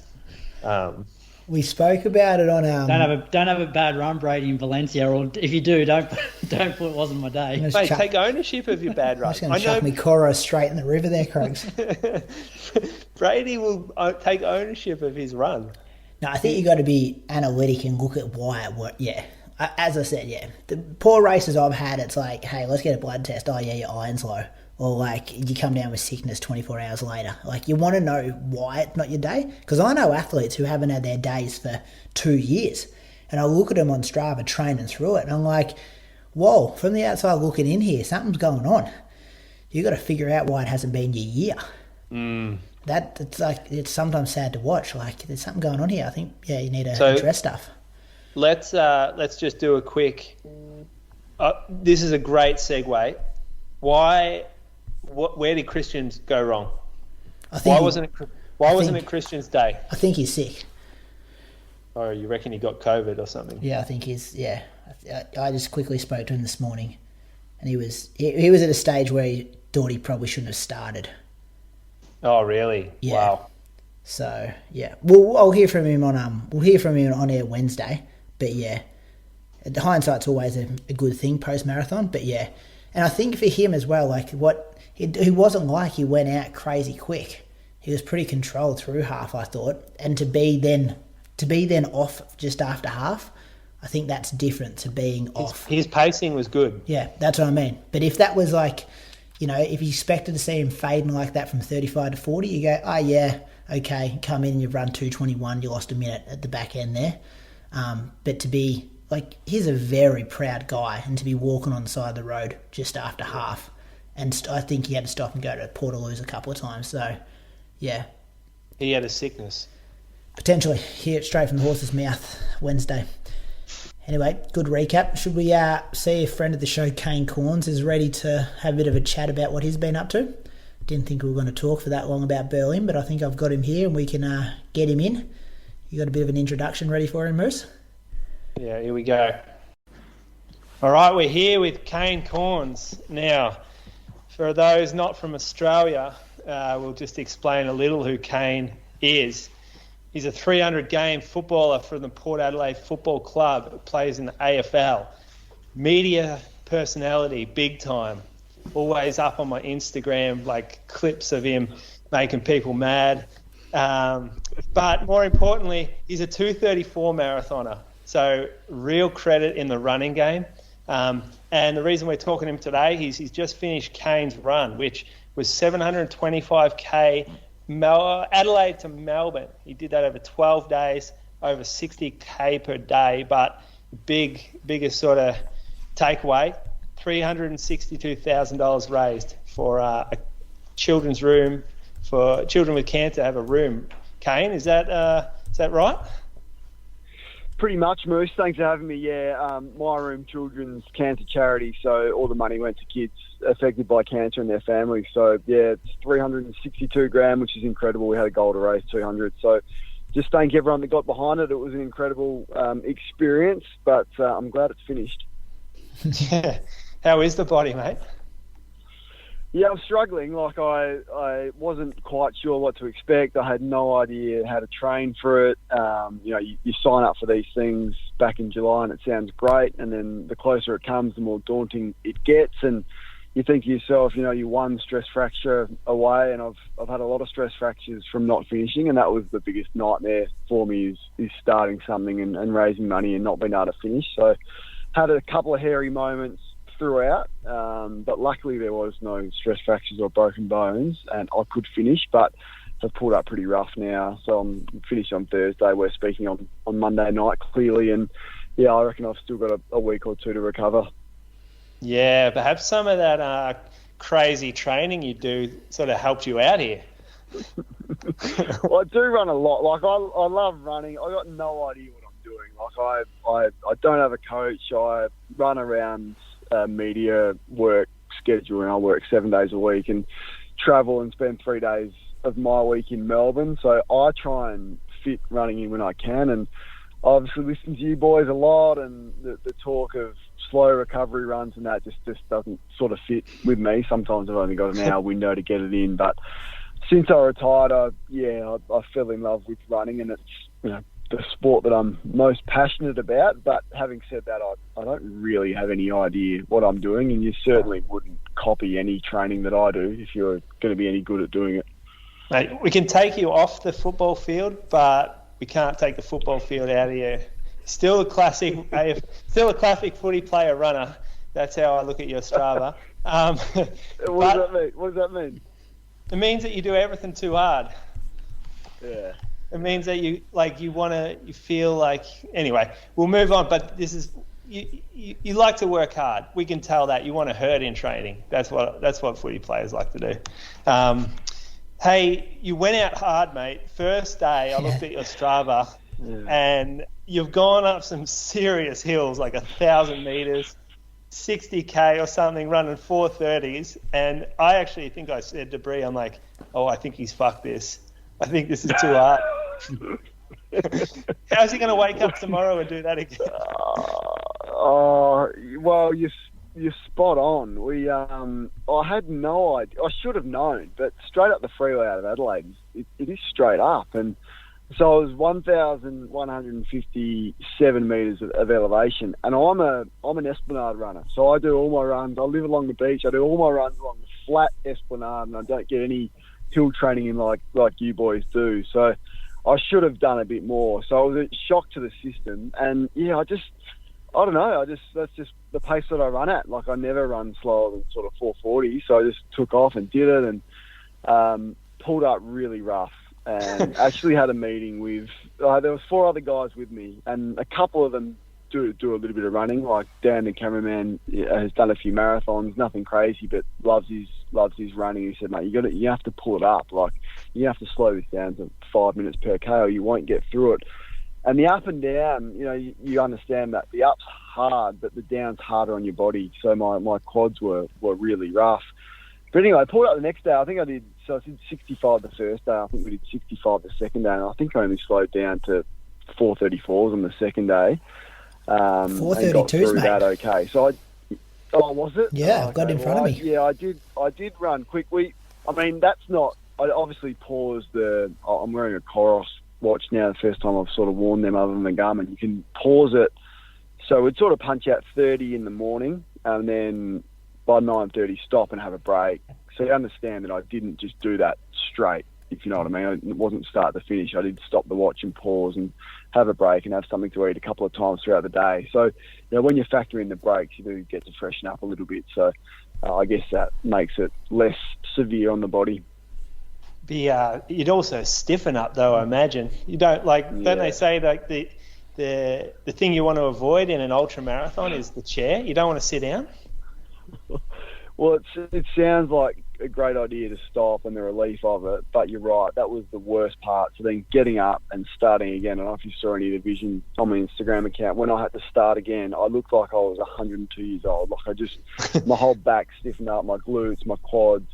It was just rough. So the stopping and starting, you're right, to the point where later on in the run, I feared stopping because I just knew the pain that was going to come with it. And same went for the mornings. You just dread waking up in the morning and getting started. Once you get started, it's okay and you warm up. But yeah, we had some rough weather along the way, and a few issues with the body. But all in all, honestly, it was a remarkable experience. It was well resourced, had a great crew with me, and most importantly, raised a lot of money. Yeah, that's like one thing. I reckon one big reason why it went so well, especially with the fundraising side of it, is because you couldn't fake or hide how much you were hurting. People could see how much of a battle you were going through, and it looked hard, and it looked like you were sacrificing a lot. You were going through a lot of pain, and I reckon that's what got so many people around it. Well, you're right. So there's the mental aspect of it. You finish day one and you think, okay, well, that was really hard. I'm gonna have to wake up and do that tomorrow, and then I have to do it for 10 more days after that. So you got the mental aspect of it, and you're running in the rain. You got these big kick-ass trucks that are banked up like 10 in a row behind you, because we're driving at 12 kilometres an hour on the road, 2-lane highway, and these trucks have got a deadline. They got no idea what this dickhead's doing up ahead running. Well, we've got signs and things like that, but you reckon truck drivers give a shit about that? So you got them literally with their hand on their horn honking you, which was a bit sketchy and a bit, when you're tired and you're fatigued and you got 10 trucks behind you with their hand on the horn. So you had some moments, like that. Dead animals on the side of the road, just all great experiences, but there were some anxious moments, and then you had the physical side of things as well, and I guess the overwhelming dread that you may not finish. There was always that prospect that, I'm not someone who signs up for something and finishing. It's like you boys, when you put your hand up to do a marathon, even if you're not feeling your best and you're not running the time you're on for the time that you think you're going to run, you want to finish. And I've heard you guys speak about that before, and everyone wants to finish. So, yeah, the anxiety of the prospect of not finishing was there. So it was an excellent mental experience for me, and unlike anything I've ever done. What do you reckon the hardest leg was? I honestly think it was day one, just because of those hills and the elevation, which I wouldn't run 1,157 in a week. Even though I'm doing sort of 150, 160 k's, I don't cover that sort of distance. And then to think that you got to back it up, so that was hard. But then, I woke up on day 12 and we only had to get 42 k's out to get the 725, and I couldn't get out of bed. Like, Lucy was with me, and every move, it was like my breath had been taken away with my back, and my back had all seized up. I thought, I actually don't know if I can finish this run. So there was a couple of moments, but day one physically was pretty tough. Yeah. And do you reckon you could have kept going another day? Doesn't sound like it. I said I couldn't have run a kilometre more. That's what I said when I finished. No, I'm sure if your life depended on it, you could have sort of wheeled out a couple of 6-minute Ks. But I think I was just at my limit. Everyone told me I'd lost a lot of weight, and everything was sort of shutting down in a sense, and just the fatigue factor with the whole draining of your system, which I probably didn't understand. So I think I was right on the limit. I'm not that young anymore. Like, I'm 39, so there's probably only so much you can do with a bit of wear and tear on the body. So I think we sort of timed our run pretty well. Yeah, paced it perfect. Yeah. There was there were a few funny comments about the headband, mainly from me, but within our group. With the headband. I thought, what purpose is this serving? I had a couple of people say that as well, and we just had, there was just some little things that got the group up as well. When you're just searching for something. So some days it was like, all right, fellas, we're going to wear our headbands like Rambo, and the whole crew would put their headbands on, and you realise you sort of look like a dickhead. But then it did actually serve a purpose, because I was running with my AirPods in, and freezing cold in the morning when it's windy, it sort of made the AirPods sit in a bit tighter and kept the ears warm. So anyway, I'm claiming that was the reason why I look so stupid. Now, Kane, you're going to have another crack at 2:30? Yeah, so I am. I definitely am. As I said, I don't know what I'm doing when I'm not. That sounds. I do have some indication of what I'm doing. I've listened to you guys enough and have been around enough elite runners to have some sort of understanding, but I haven't had a program and a proper go at it where everything's worked, and I understand that's unrealistic to think of the course of a marathon preparation everything's going to work perfectly. But I reckon, I don't know if I got 2:30 in me, Moose, but yeah, I think low 2:30s would be a good goal. I'm probably going to do New York. I've got a few Ks behind me now, and if I can get, 3 or 4 weeks of reasonable speed in my legs before New York, I'm going to have a crack at that. Now, that's a tough course. It's hilly. I've done it before, so 2:30 is probably unrealistic, particularly with my build-up. But I am desperate to get as close to 2:30 as I can and have a couple of good marathons left in me. Yeah, sounds good. And I think that's why the running world kind of have a lot of respect for you, is because you show the running world respect back, not like a lot of sort of other kind of, we'll call them celebrity runners. We appreciate. It's been a massive week. I can't wait to listen to the podcast. It's been Kipchoge and what Lisa Weightman did in Berlin. It's been huge. So I love all that aspect of it, and I think I've spoken to you guys about it before. I'm blown away by the training and the athletes that the runners are. Like I came from a footy background where we trained hard, but nothing like this. So I've just got a lot of respect for those that do it day in, day out. And the AFL players get 8-10 weeks off a year. Runners don't take a day off. So and the work that they do, whilst often working full time for little to no reward, it honestly blows me away. So they're the athletes that I respect the most, and there's nowhere to hide. Like, you know, you watch an AFL grand final, and Gary Rowan can have 7 possessions in the grand final, but he still walks away with a premiership medallion. Like, you're on your own out there as a runner, and there's nowhere to hide. So there's a lot of things I love about it, and there's just a couple of them. So it is genuine, my love for the sport and my respect for the athletes. Cornesy, do you reckon the footy world and the boys you work with on the panel understood what you were putting your body through on some of these days? Like, just seeing some, not huge kudos on Strava, and I think a lot of this is from the running world. Like, do you really think he connected with the footy nuts out there? Yeah, it's a good question. I think they had empathy for what I was going through, because a little bit to what Moose said, they could see that I was suffering, and a couple of them came up and visited. Like, Nathan Brown came up to Ballarat one night. Tony Jones got no idea about running, came up to Neil, and he just looked at me and said, I don't reckon you're going to finish. I said, oh, thanks, TJ. That's nice. It's just what I need. Just what I need to hear on the end of day 5. So probably not.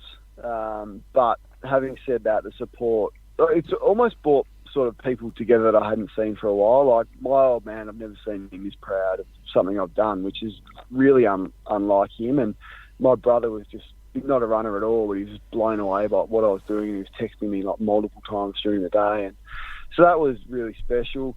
And then I had Mona come up to, Mona got it. Like, he saw me in Ballarat. I had, I think, 3 days to go, and I saw him that morning, and he could tell that I was really hurting, and he just gave me a big hug, and he said, look, you just got to break it down.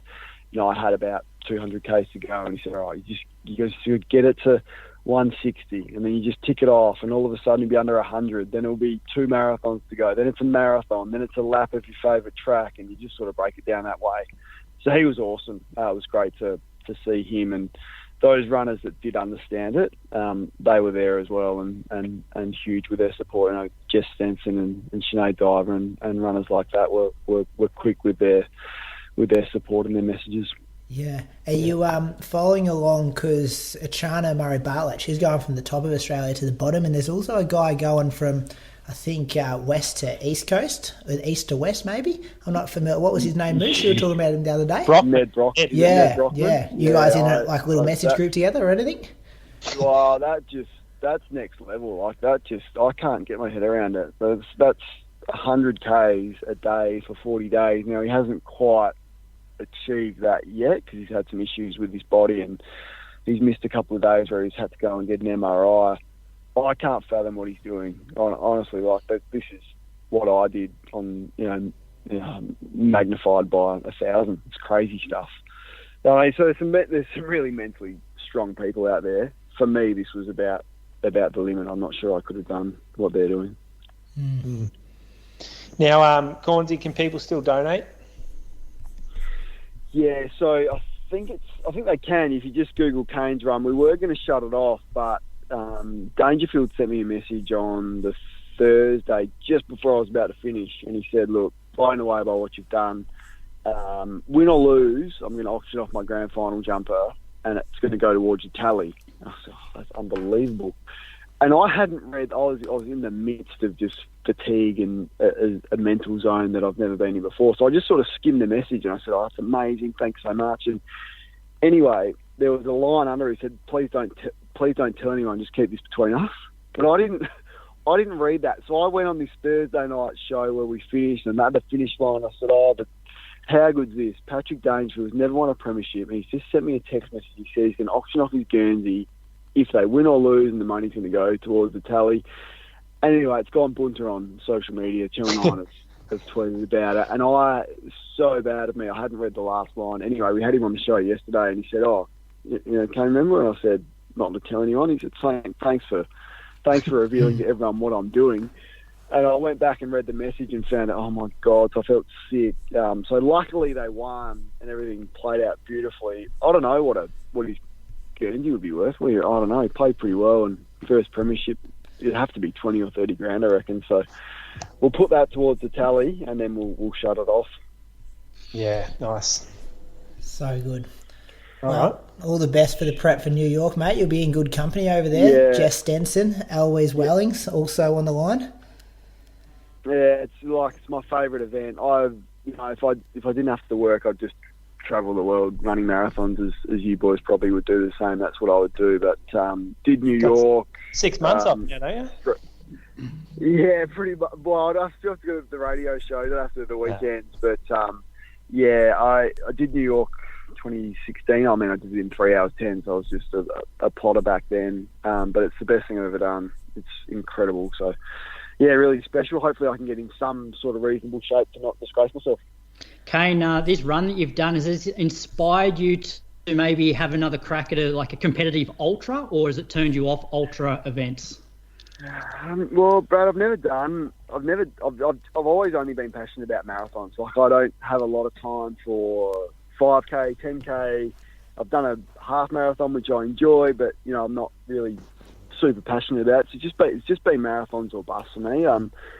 But, yeah, so probably not, to answer your question. If I just want to run good marathons, really. That would be where my focus would be. So it's always difficult during footy season because all the good marathons are on a Sunday and I work Sunday morning, so it's hard to find a good one.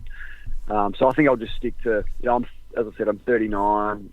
I'm not sure how long you can run for. Maybe got 2 or 3 more good ones in me. Craigs was running PBs at 39, weren't you, Brad? Yeah, well, 37. Yeah. Are you 40 yet? You're 41? Yeah, I'm 42. Yeah, okay. You're still going pretty well. Yeah, So there's inspiration there. Yeah. Moose will write your program. Get you under 230.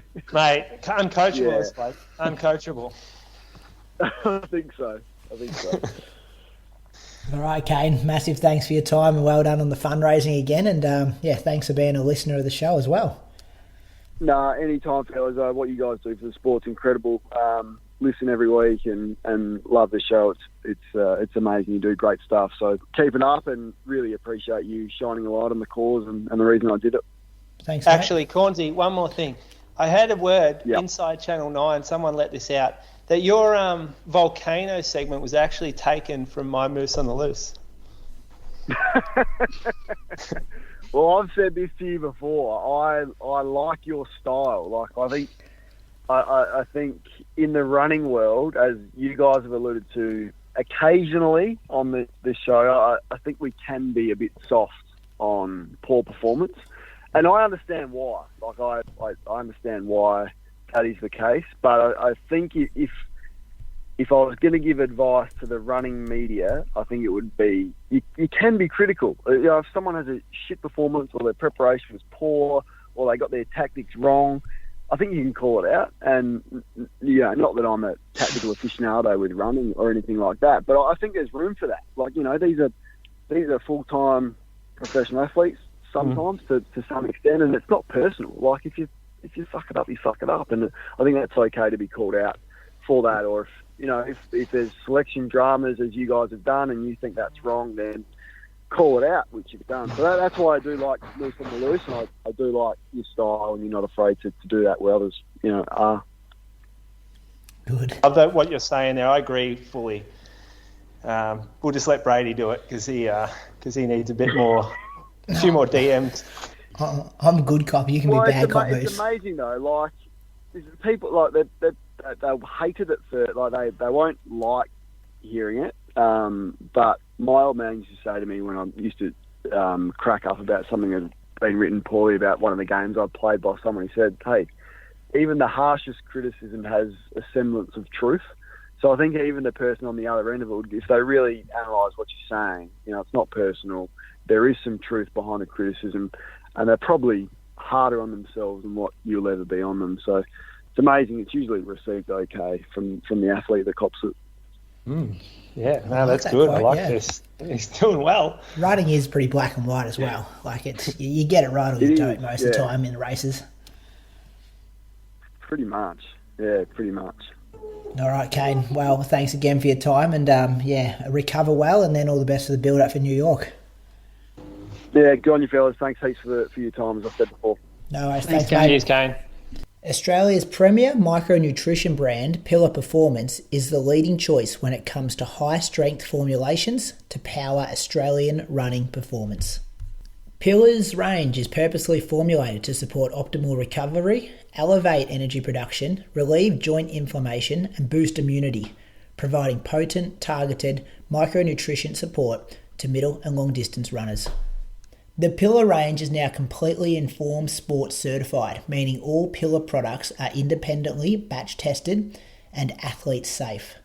This commitment to quality and clean sport now sees Pillar used by more than 40 professional sporting teams and countless individual athletes across the country.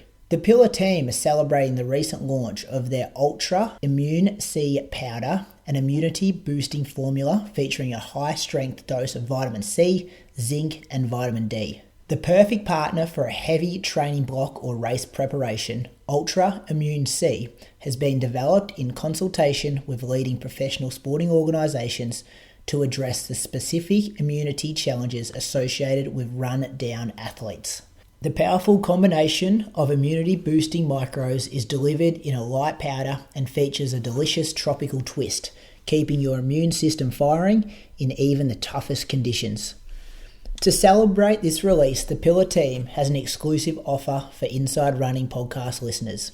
Head to their website and use the code SKIPSICK to receive a $10 off Ultra Immune C. That's SKIPSICK.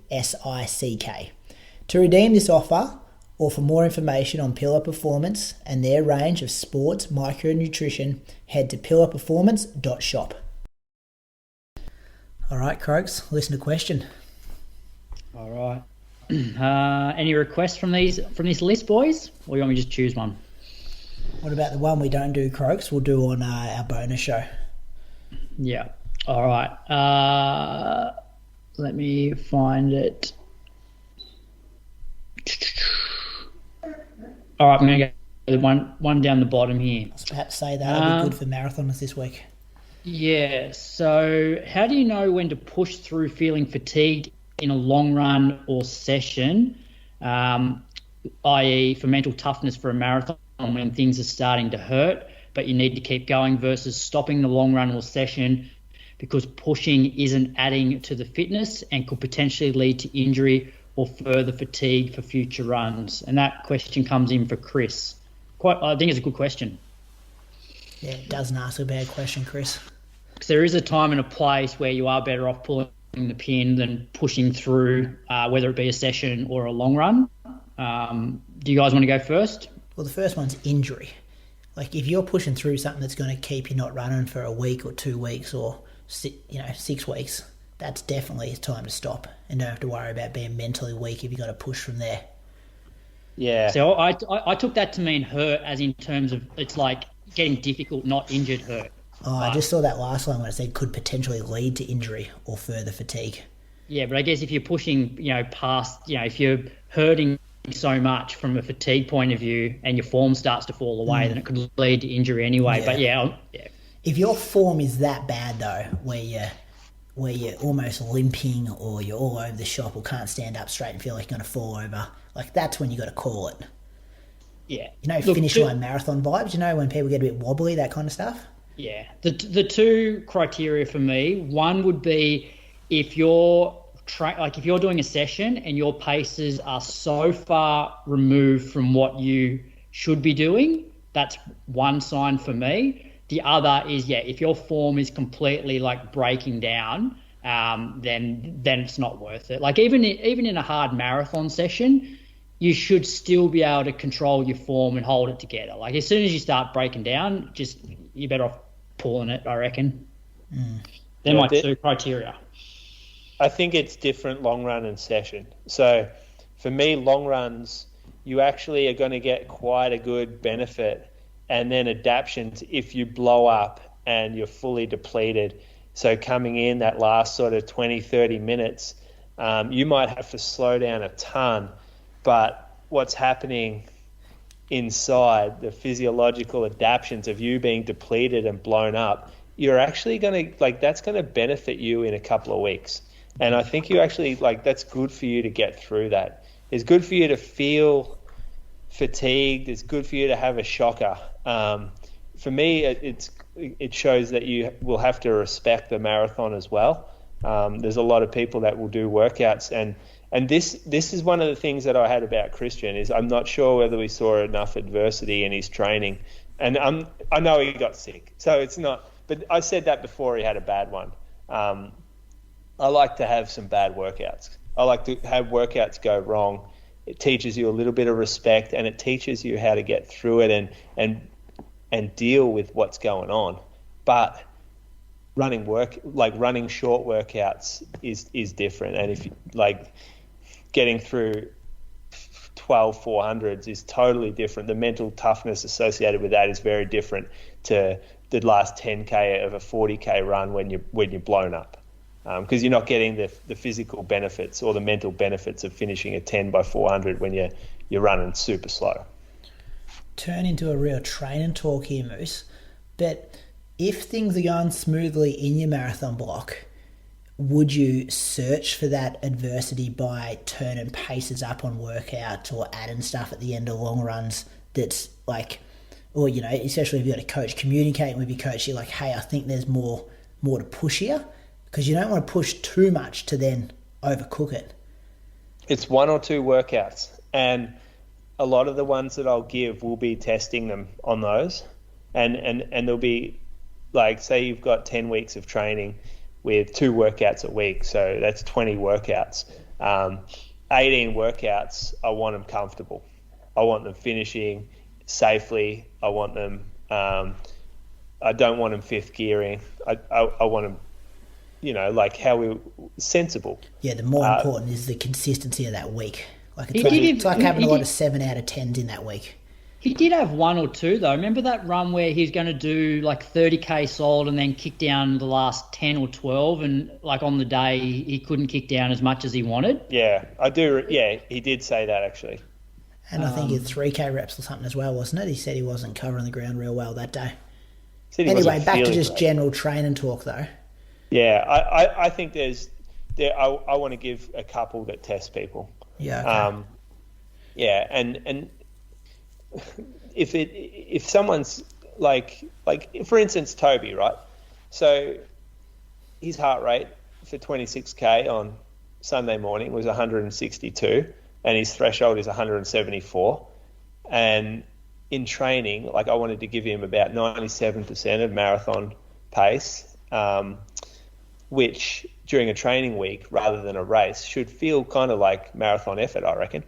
But it was easy. It was too easy. So yes, I am adjusting his paces going forward because I don't think we're getting quite the stress we need from that workout.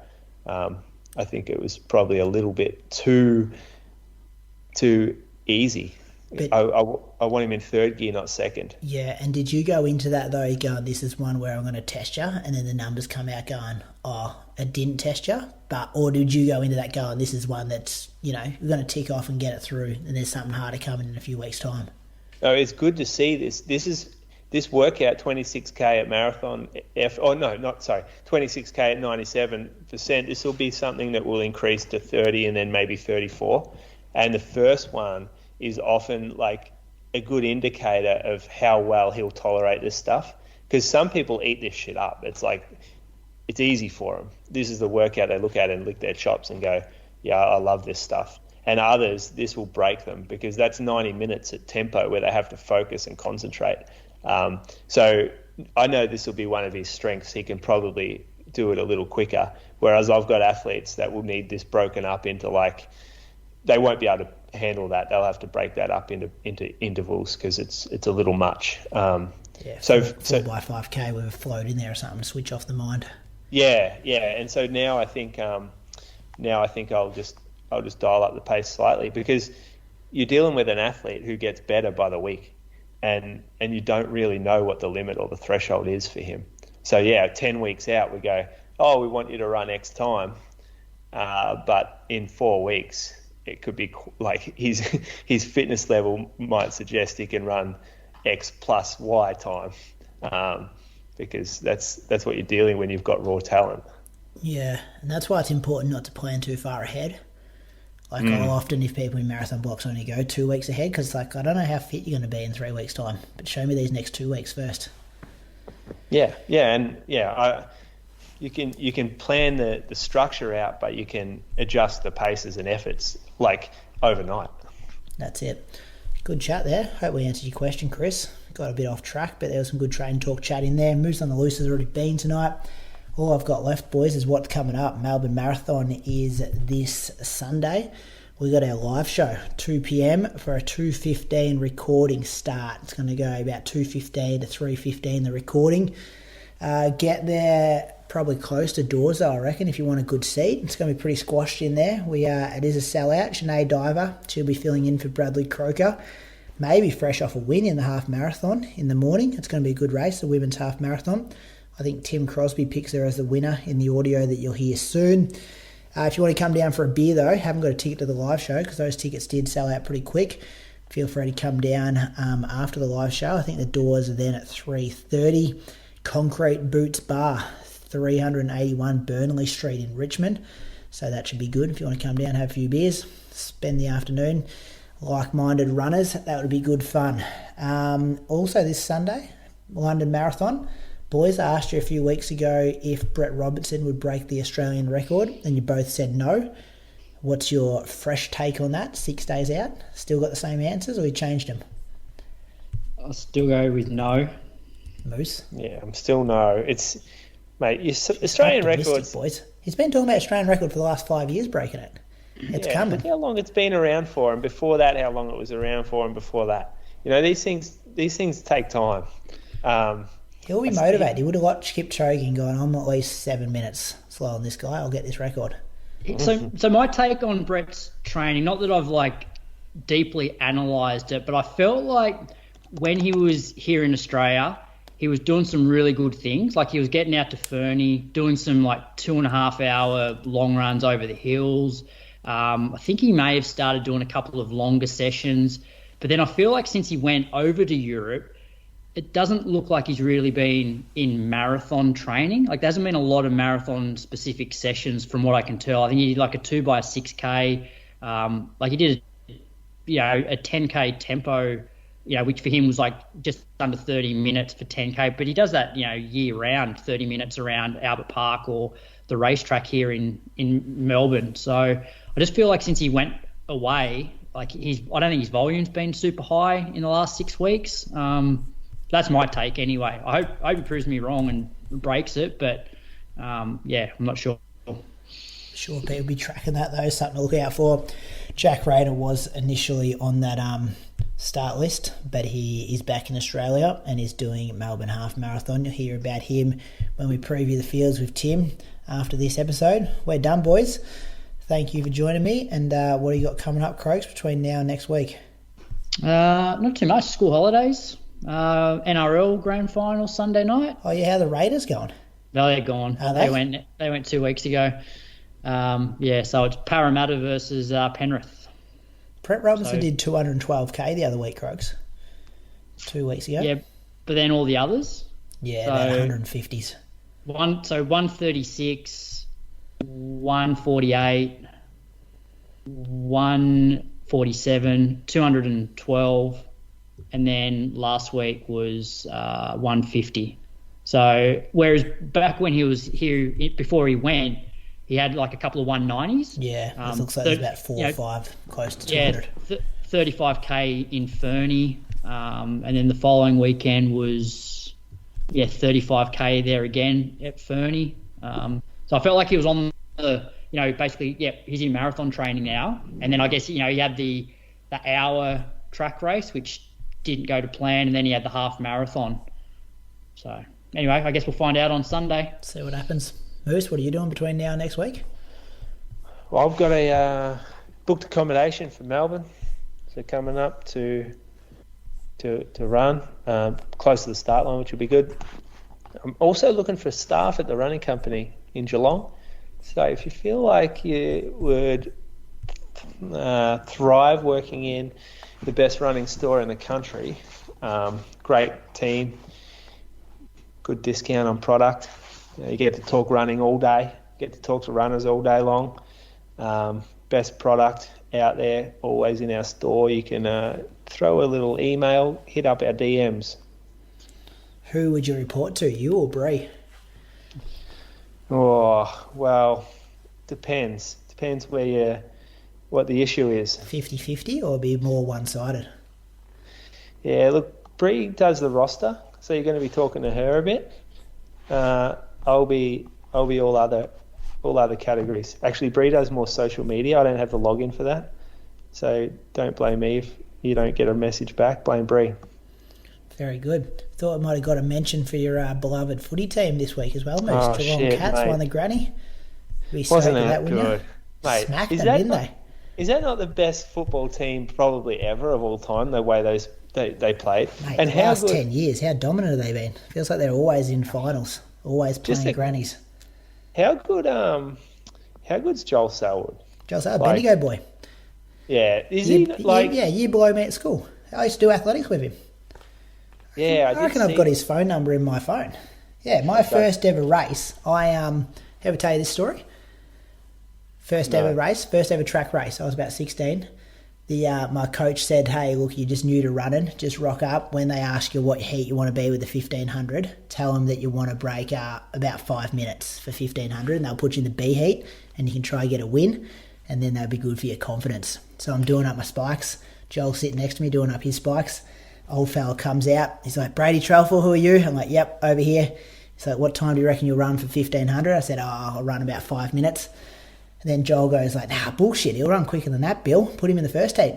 So then Bill put me in the first heat. I ran 4:40 and beat Joel as well. Got him that day. So he should have let me be in the second heat, and he would have finished one spot higher.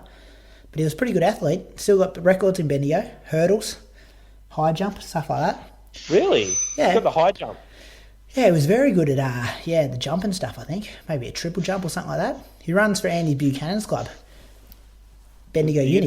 Your club, Croaks. Yeah. You two on the same record board, I think. I think he's got the triple jump record and you've got the marathon record. I'll have to get to that university one day. Have to get down there, yeah. Yeah, no, there's been a lot of social media about him, isn't there? Oh, it's just epic watching that. Like, honestly, it just seems like a champion guy. Yeah, pretty competitive. Always been competitive. He was smoking kids in Bendigo like as an 11-year-old. Just like getting 40 possessions and kicking 5 goals. Anyway, there's been a lot of footy chat in this episode. Good to hear you're up and about though. Melbourne Marathon audio coming up. Izzy Bat Doyle, Tim Crosby and Ben Toomey from Morton. So if you're doing that event on the weekend, good luck. This will get you hyped. See some people out in the roads on Sunday, Moose. Me and you be out there doing some pacemaking. Yeah, I'll see you probably in the start gates, I reckon, or close enough to. And maybe you'll be ahead of me on the road by 15, 20 seconds at the 5K mark. How far are you going to go? I might see you on the out and back on the Beaconsfield Parade. Oh, nah, I won't be down there. I'll be on a bike, though. I might see you down on the bike. Flick me some gels or something if you see me out there. It's illegal, mate. We'll be right. All right, we're done. See you guys. See ya. See ya.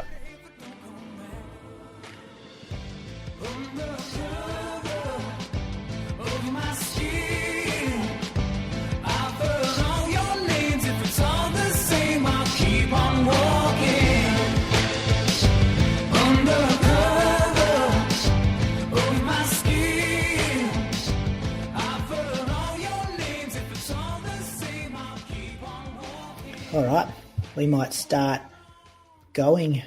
Zaka Newman's going to be doing production for us in the background here tonight. You won't probably see his face, but he's the one keeping this show together. So a massive thank you to him for doing the production. And a massive welcome to our Nike Melbourne Marathon live stream show. We did this last year and it was really successful and something we quite enjoyed. So we've partnered with the Nike Melbourne Marathon Festival again this year. You hopefully about hours worth of content talking about the big race that's going to be happening next Sunday morning. My name is Brady Trelfall. I'm one of the co-hosts of the Inside Running podcast. The Inside Running podcast comes out every Wednesday. We talk about the week in running news and interview mostly Australian distance runners who have mostly experienced success at the Melbourne Marathon over the years. Joined tonight by my co-host, Julian Spence. He's joined us down in Anglesey. He's a 2:14 marathoner, represented Australia at the 2019 World Championships. Goes by Moose. How are you this evening, Julian? Good, mate. It's been a good weekend of sport. MCG, good day at the G yesterday for the Mighty Cats. And today watching Berlin. The TV's copped a hiding. Don't normally watch much, but two of my favourite things were on.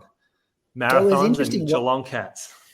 And watching the footy yesterday, thinking that people, and I think you and I included, we're going to be on course tomorrow, going to be on the MCG, getting to experience it with the running side of things. So that was, that was going through my head yesterday as well. And I'm sure a lot of participants were thinking the same thing. My other co-host, he's based up in Canberra. He's a 2:17 marathoner, ran the Melbourne Marathon back in, I think, 2016. Bradley Croker, welcome to you. How are you this evening? Good, thanks, Brady. Looking forward to previewing next weekend's event. Yeah, it's going to be good. We're going to be joined tonight by Isabel Doyle. She's one of the favourites, making her marathon debut. She's represented Australia at the Olympics and the Commonwealth Games, so she'll be joining us soon. We're going to be joined by Tim Crosby, who is the event director. He's going to be talking about the elite fields. And then we're going to be joined by Ben Toomey from Morton, Australia, to talk to us about Morton's role on course for the gels and stuff out there. So it should be an interesting night, talking all things Nike Melbourne Marathon Festival. I will pick your brains first, boys.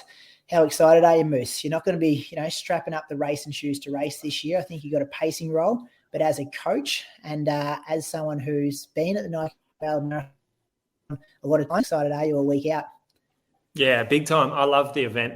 I love driving over the Westgate in the morning if I'm not staying up and just sort of looking out over Melbourne thinking there's going to be some carnage on the streets today, but also some glory.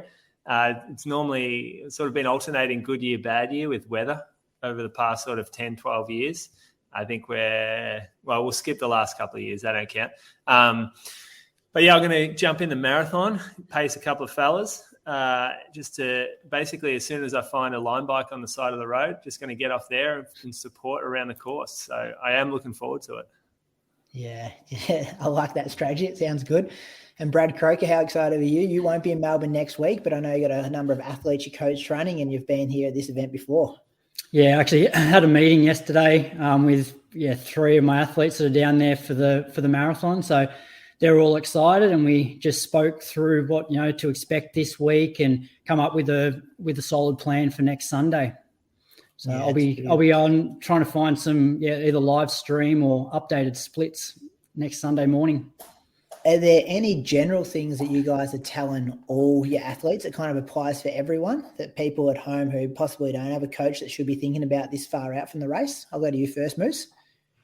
I like to start waking up at the time you're going to wake up for the race. So maybe it doesn't have to be that extreme if you're going to get up super early to eat breakfast, but just maybe get out the door for your run at the same start time as the marathon. So you start to get a bit of body clock happening. And then you can also start dialing in your food and your toilet, because we know that's sort of a big deal on race morning, is getting into a routine with the bathroom. Every runner's nightmare, really. Being out there and having to stop at Port Adelaide or whatever. And the second thing is trusting in what they've done. So just don't be insecure about it. And insecurity, we start to see people trying to test their fitness in the last week, doing things that like running faster when they shouldn't, doing workouts or pushing the pace in workouts when they really don't need to. So we like confidence. Confidence will lead to patience. That's the marathon taper week mantra. And Brady, in the conversations you're having with some of your athletes, any common threads that are coming across all athletes? Yeah, very similar. Don't try and prove your fitness in the last week. Also, often in this last week, you're very oversensitive to how you're feeling on every run, and you start analysing, am I a bit tight here? I don't feel that good running. But, that's just pre-race nerves. Once the gun goes, you'll feel great. And then come race day, make sure that you have a solid plan going into it and stick to that plan. Like, it's very easy to get excited early on when there's so many people around and you're 5 or 10 seconds a K faster than what you had planned. Make sure you don't do that, okay? Because it will come back to bite you from the 30K mark. Yeah. Mm-hmm. Yeah. And another one for me is always, worry about what you can control this week as well. Don't check the weather every 5 minutes between now and next Sunday. Can't control that. Definitely have a look at what kind of kit and stuff you're going to wear, but a bit closer to the day. And all those little things that you can organise early in the week so you don't have to run around Sunday morning trying to get them sorted before the gun goes are super important to just control that stress. The brain takes up a lot of energy and carbohydrates and things like that. And if you can reduce all that on race morning so you're pretty relaxed, you can save that energy for the race. So pretty special things there. Boys, you did quickly touch on it, Moose, trying to people prove their fitness. And Croaks, you actually said over-analysing fitness this week as well. What are you guys doing for your training for your athletes this week? Will you do a bit of stuff at marathon pace just to test out how it feels, or will you do a bit of stuff faster, slower? What's kind of a standard workout you could maybe throw out there that anyone could maybe try Tuesday, Wednesday if they're lining up for the marathon? Yeah, I've sort of got a go-to for a lot of my athletes. Mix it up if they get a bit bored of it, if they've done multiple marathon blocks, but essentially it's all the same. It's around about 20 minutes total of marathon pace work on the Wednesday before a Sunday race. So that might be broken up into 4 by 5 minute blocks with 90 seconds to 2 minutes of jogging between. This isn't to get any more fitness. There's no sort of physiological sort of training going on. It's more just like you finding the rhythm that you're supposed to be in for the day. Understand what that pace feels like, because on the day you are going to have adrenaline going through and the pace will feel a lot easier than what it does in training. So it's important to find that rhythm and be able to control yourself, show discipline. So there's no benefit to blasting that last workout. Like, you got more, you're going to get a better outcome if you stick to your paces and just sort of relax. And Bradley? I often get my athletes to do sort of 2 half sessions during the week. So the first one might be some 2-minute reps, slightly faster than marathon pace, just to sort of wake the legs up a little bit. And then a couple of days later, basically practice your race warm up and just do 3K at marathon pace, and then a short cool down. And then the rest is just easy jogging. Most of my athletes, all my athletes won't run more than an hour in one go this week. And then Saturday morning, often just 20, 25 minutes and a few strides, and you're good to go. Yeah, and don't overanalyze that marathon pace work that you might do this week. I'm rarely doing that workout in race week, finishing that going, oh, that felt awesome. I could definitely hold that for 42K in 5 or 6 days' time. You're not going to feel like that, but when you're on the start line on Sunday, that's when you want to be feeling a whole different headspace. And there's no doubt it's going to be easy with crowds and the adrenaline for race day there as well. The last question I will ask you boys before we go to Izzy Bat-Doyle, who'll be making her debut in the Nike Melbourne Marathon this Sunday. How do you deal with the nerves of race week? What happens if you're not sure how it's going to go? What do you do mentally to be thinking? A marathon's a challenging thing. What do you do to settle the nerves this week, Julian? I love the nerves. The nerves are what makes it special. If you don't have nerves, then it ain't special. Like, being nervous is part of it. Like, this is a big thing. People have been training for 6 months plus. People have been eyeing this off for the last year or longer. So this is a really special day and a special morning, and the nerves are all part of it. Just don't let the nerves, just don't waste that nervous energy into doing silly things. So you can sort of channel that. And it's different. Everyone's different. Some people, they have, they respond better to a lot of energy at the start line, and others they might do better if they bottle that. So yeah, I like nerves. I don't think you want to do anything to get rid of nerves. It's not going to help. I'm not sure how you would ever do that. Just sort of embrace them and just kind of think of them as it all makes part of this big special package on marathon morning. And Bradley, one last thing there. Anything on nerves? A couple of things. Like, if you've had a good prep, just go back through your program and have a look at all those sessions you've done. I also think for the marathon, having that solid plan in place gives you confidence to not be nervous. And the other thing is, the good thing about the marathon is it's such a long event that the first 30K should be enjoyable. So if you're in the race and you're 5K in, 10K in, and you're like, this doesn't feel very comfortable, slow down. So that's the thing I love about the marathon is you have time to work into it and the nerves don't seem to be quite as bad because you know the first 30K is going to be enjoyable.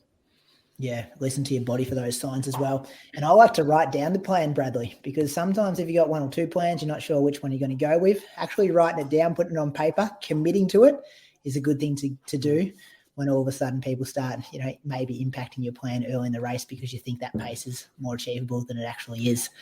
We might now go to our first guest for this evening, Izzy Bat-Doyle. Listeners and viewers will be familiar from Izzy's name. She's just come off the Commonwealth Games. She had 2 8th-place finishes there in the 5K and the 10K. She also represented Australia at the Olympics last year and is making her marathon debut. Melbourne has been a happy hunting ground for her. She won the half marathon there last year. Welcome to the Inside Running Podcast, Nike Melbourne Marathon live stream. Izzy Bat-Doyle, thanks for joining us. Thanks, guys. It's good to be on. Izzy, first question, why Melbourne Marathon? Why did you pick this one as your debut? Look, that's a good question. I had such a good experience last year in the half that when it became an opportunity, it just seemed to fit in with the rest of the year. So I think a lot of people have been asking me when I do a marathon. I've always loved running longer, and as longer races go, I found them more enjoyable. I love training. I love long runs. So it kind of was always something I was thinking of doing. And I got the opportunity to go to Nagoya earlier this year with some of the ladies and run 30 kilometers and kind of practice like what that might feel like. I really enjoyed that experience, but then I kind of jumped back to the track and obviously had quite a long track season with Com Games. London was kind of on the cards as an option to do, but I felt like 4 months away from home was enough for me. I didn't want to stay an extra 2 months overseas. I miss everyone at home so much. It was a long time to be away. So instead of going back overseas for a marathon, Melbourne seemed like a really good opportunity, a place that I enjoyed running last year. Got lots of athletes going over from Adelaide. It's a really fun weekend. And of course, it's always like high stakes, but I think traveling to Melbourne for me, it's an hour flight. It's pretty chill versus kind of going to like a major marathon overseas where the pace that I'm looking to run, I'd be, quite well back in the elite field and maybe end up running like the last 12 or 15 Ks on my own. So Melbourne having guys to run with, there's plenty of pros to the experience there. So I'm really looking forward to it. Yeah, how late was the decision made to run Melbourne? Because you have had that busy track season, you've been overseas for what feels like forever. When did you actually commit to doing it? 4.5 weeks ago. Yeah. It's been it has been a short build, and that's interesting, I guess, compared to what some other people might do going into a marathon. But I do have some confidence in the fact that I've probably averaged about 140 or 150 Ks a week on average for the last 2 years. So I feel like I've got a good base, and I almost have like not had the opportunity to cook myself. So I'm kind of going into a little bit, feeling a little bit underdone, but I guess the saying I've been saying is like, you prefer to have a cake underdone than burnt. So I don't know. But what happened was I actually got COVID at Com Games. So it was kind of like, maybe a marathon will happen in October. And then I got COVID at Com Games, didn't know how that was going to kind of hit me and training wise coming off that. So I bounced back okay. So really it was only like a week off running. And I had 6 weeks to get ready for, working towards Melbourne. And the expectations going in, this will be the last question for me, Izzy, before the boys fire some at you. Obviously, you've got the fast 5 and 10K, you're quick over the half marathon with that 70-16 there last year. You ran 71 last week, I think, in Adelaide, 71.26. So obviously you're in shape. 2 good Kenyans coming over who have both run 2:25 recently, which we'll hear a bit more about from Tim Crosby next. But what are the expectations going in? Is it race for the win, or are you going at a certain pace and chase the time, or what's going to happen Sunday? Yeah, just hearing you guys talk about it, I was like, I got to work out my race plan. But I guess, look, the marathon's such an you can't plan everything out. And of course, I've got goals. I'd really love to run sub 2:30. That would be a great goal to break. Obviously, the new standards has become 2:28 flat. So that's something kind of to shoot for in the back of your mind as well. But I think I really have to get out there and just kind of see how I'm feeling on the morning. I hope that my marathon pace is around 3:30s. That seems to feel fairly comfortable for me. My half marathon pace is 3:20s at my PB. So I'm hoping to run around that pace. But what I like about the marathon is it's really you versus you. I don't really see it as a competition against other people in the race. Sure, it'd be great to get some prize money to get on the podium, but really I'm just thinking about myself and trying to just have a good, solid first experience. And I hope that I'll have plenty more marathons in the future, and I can only just build from this first one, hopefully. Yeah, really dip in the toe in kind of event. Yeah, definitely. Yeah, figure it out. Moose, over to you. Hey, Izzy, the marathon's kind of loaded for ladies at the moment. We just saw Lisa; she ran 2:24:02 maybe. So there's a big qualifier on the board that she's really put the benchmark out for the rest of you guys. And we know it's going to take like a lot more than just the qualifier to get to Paris or the World Champs. The 10K though doesn't have a lot in it. You seem to be kind of the star, you and Rose. It seems like it's a bit empty, yet the marathon's so crowded. What's with the move up there? Like why are you deciding to do that? Yeah, it's a good question, and it's so true. I really think that even though the qualifying standard is 2:28 flat, you're going to have to run 2:25 or sub 2:25 to get on an Australian team, just with the depth that we've got, and that's phenomenal. And it's amazing to be a part of running when it's so deep like this. It is. And yeah, the 10K is a little bit open at the moment. I think the 5K we saw this year was pretty stacked. I was fourth best in Australia. Obviously ended up having a pretty good run at Com Games. But yeah, during the season, I missed World Championships for the 5K. But the 10K seems open. But look at the standards for the 10K, and it's 30:40, and only Benita Willis has run faster than that at 30:37. So realistically, I don't want to set limits on myself, but I don't think that running in the 30s is something that I'm going to be doing anytime soon. It'd be great, but it just seems like a fair stretch. And you look at those fields, and like, I love going to the Olympics. It was an incredible experience. And Com Games was even better with the crowds and just feeling a bit more confident out there and like I belonged. But as great as they are, that's not the only races there are in the world. And we see with major marathons, there's a huge opportunity to run a number of different races across the year. And that comes with a lot of different benefits, more financial gain to be had there and actually make a living from the sport. Track is pretty hard. And look, I love track running, but it feels a bit odd when you get lapped. And I got lapped at Com Games in the 10K. I had a pretty solid run. I ran 32 flat. Wasn't the best race of my life. But, Eilish McColgan had the best race of her life, and she broke the Com Games record by about 45 seconds. And coming into the home stretch when I had one lap to go and she's finishing, you're just not in the race. So it does feel almost like you're filling numbers. And to go to the World Champs for a 10K at this stage, I'd just be filling numbers and I'd be scraping in. But in a marathon, it's, like I said, it's you versus you. It's all about, bettering yourself, and it's just a whole new challenge. So I think while making Australian teams is a great goal, and it's definitely still a goal of mine, I just have had my eyes open that that's not the only way to kind of like rate success in the year, or rate your ability as an athlete. And unfortunately, we see a lot of athletes perform really well domestically, make teams, and actually not perform to their abilities. So, I just feel like there's more to be gained from the sport than just making teams. Good answer. Croaks, got a question for Izzy? Izzy, anything you'd change for this prep? As you said, it's a bit sort of unconventional coming off your track season. And like, I did a bit of Strava stalking today and noticed that even this week you're running, I think, over 150 kilometres. So not your traditional marathon taper. Anything you'd change going in? Look, to be honest, I'd love another month, of course. I'd really love a bit more like confidence in the legs, just knowing that I've done some bigger sessions. I had COVID, so I ran like 50 Ks in a week, had to ease back into it. Then I was like 130, and then I kind of jumped right up to 180.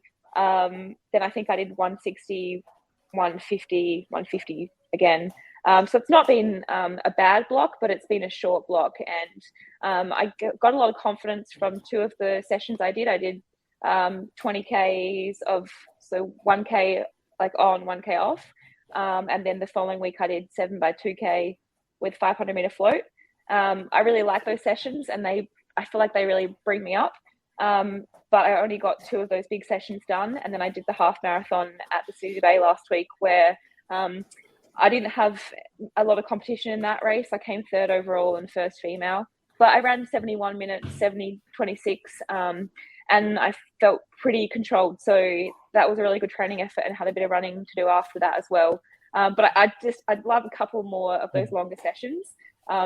2 just makes me feel like I'm a little underdone, but as I said, I haven't really had the chance to be like super depleted or like super tired or feel like I've had any niggles. My body's been responding to the training really well, but maybe if I gave it another month of these really big sessions, that's when I could see any injury pop up or, you know, a niggle occur. So I'll just have to make do with what I've done. Yeah. Izzy, last one from me. Pacemakers for Sunday, bring your own. Got some Adelaide training partners that you're possibly going to have a lot of company with? Yeah, I'm really lucky that one of my training partners, well, my main training partner, Bryn Nichols, he is awesome. He ran 2:27 last year at Melbourne, and he's in the best shape of his life, even though he's in his 40s. So yeah, he's run like 14:48 this year, and I think like 31 minutes for 10K. So yeah, he can run, and he's been helping with my sessions. It's usually just the 2 of us. He is doing Amsterdam Marathon though, so 2 weeks later. So he's going to run with me for about 35 kilometers. And then I will be on my own, I think. Well, not on my own. There'll be people out there, I'm sure. But yeah, I don't have anyone kind of planned after that stage. But I know that there are a few other people hoping to kind of run around that time, hopefully. So yeah, hopefully find some people out there. It's a good part of the course to be maybe alone as well, like through the art centre and then climbing up to the shrine and stuff there. It's good to be able to run your own pace through there, I think. Yeah, I've heard that that's probably what I need, a pacemaker, someone to put me through and encourage me. Yeah, but yeah, it's been obviously Riley and Jacob ran was Riley's first marathon last year at Melbourne, and he was going really well, but he struggled in that last kind of from 36K. He started projectile vomiting and struggling a little bit. So yeah, I definitely, I'm probably not fully prepared, because you can never be fully prepared, but I'm prepared that it's going to be a hard last 10K.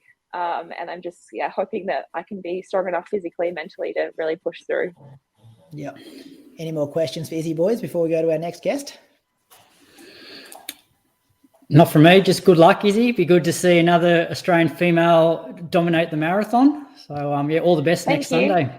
Yeah, I'm really looking forward to it. It's going to be a great event regardless. Like, I'm just really excited for the weekend, and it's going to be great to catch up with people and just see people running across the distances. Melbourne's a really great event. Last year was so much fun, and I know a lot of people have been looking forward to it all year. So I'm pretty excited that I get the opportunity to run.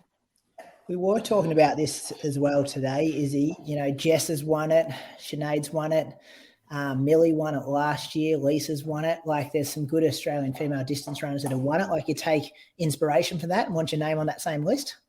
Definitely, yeah. I mean, of course, for sure.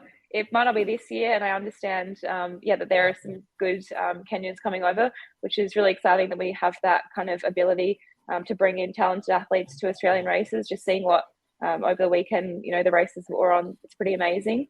But yeah, of course, you always want to get on the winners list. But yeah, I'm trying to just keep myself a little bit more like low key for this first one, and just not put too much pressure on myself to kind of like knock it out of the park. Because I know that, you know, there's so much to learn, like, moving forward. Yeah. I just want to have like a fair, you know, good experience and enjoy it, and walk away from it going, yeah, I want to do another one in, you know, 4 months or whatever it is. Yeah, good attitude. Awesome. Well, a massive thanks for your time tonight. I'm sure there's a lot of listeners and viewers tonight that are looking forward to seeing what you do on Sunday morning. I'm sure there's a lot of go Izzy's going to get shouted from the sides of the road, and our great Australian hope up there at the front pack, hopefully. So massive thanks. Good guys. Looking forward to it. Good luck with the travel in the last couple of days of preparation. Yep. You'll see Moose and I will be out there. See you, Izzy. Thanks, Izzy. Thanks for that. Our next guest, Bradley Croker, is you're going to be doing this. It's Tim Crosby. He is I'll ask him his exact role in a second, but he's been involved with the Melbourne Marathon for as long as I can remember. I'd love to say elite athlete director. Tim, have I got that right? CEO, boss man. No, definitely not CEO, definitely not boss man. That's Marcus Gale, who does a wonderful job from IMG. The term they gave me a few years ago, because bear in mind, IMG run it, and basically they're multinational, and everyone's a director. So I became the competition director. So that's the title I like, because it's basically encompasses, the way I explain my role, anything to do with the people. That's what I do. So the elites, the paces, the preferred starts, the training series, all those wonderful things that have a human touch. That's where I come into it. And you've done a really good job, Tim, of pulling together a really good field.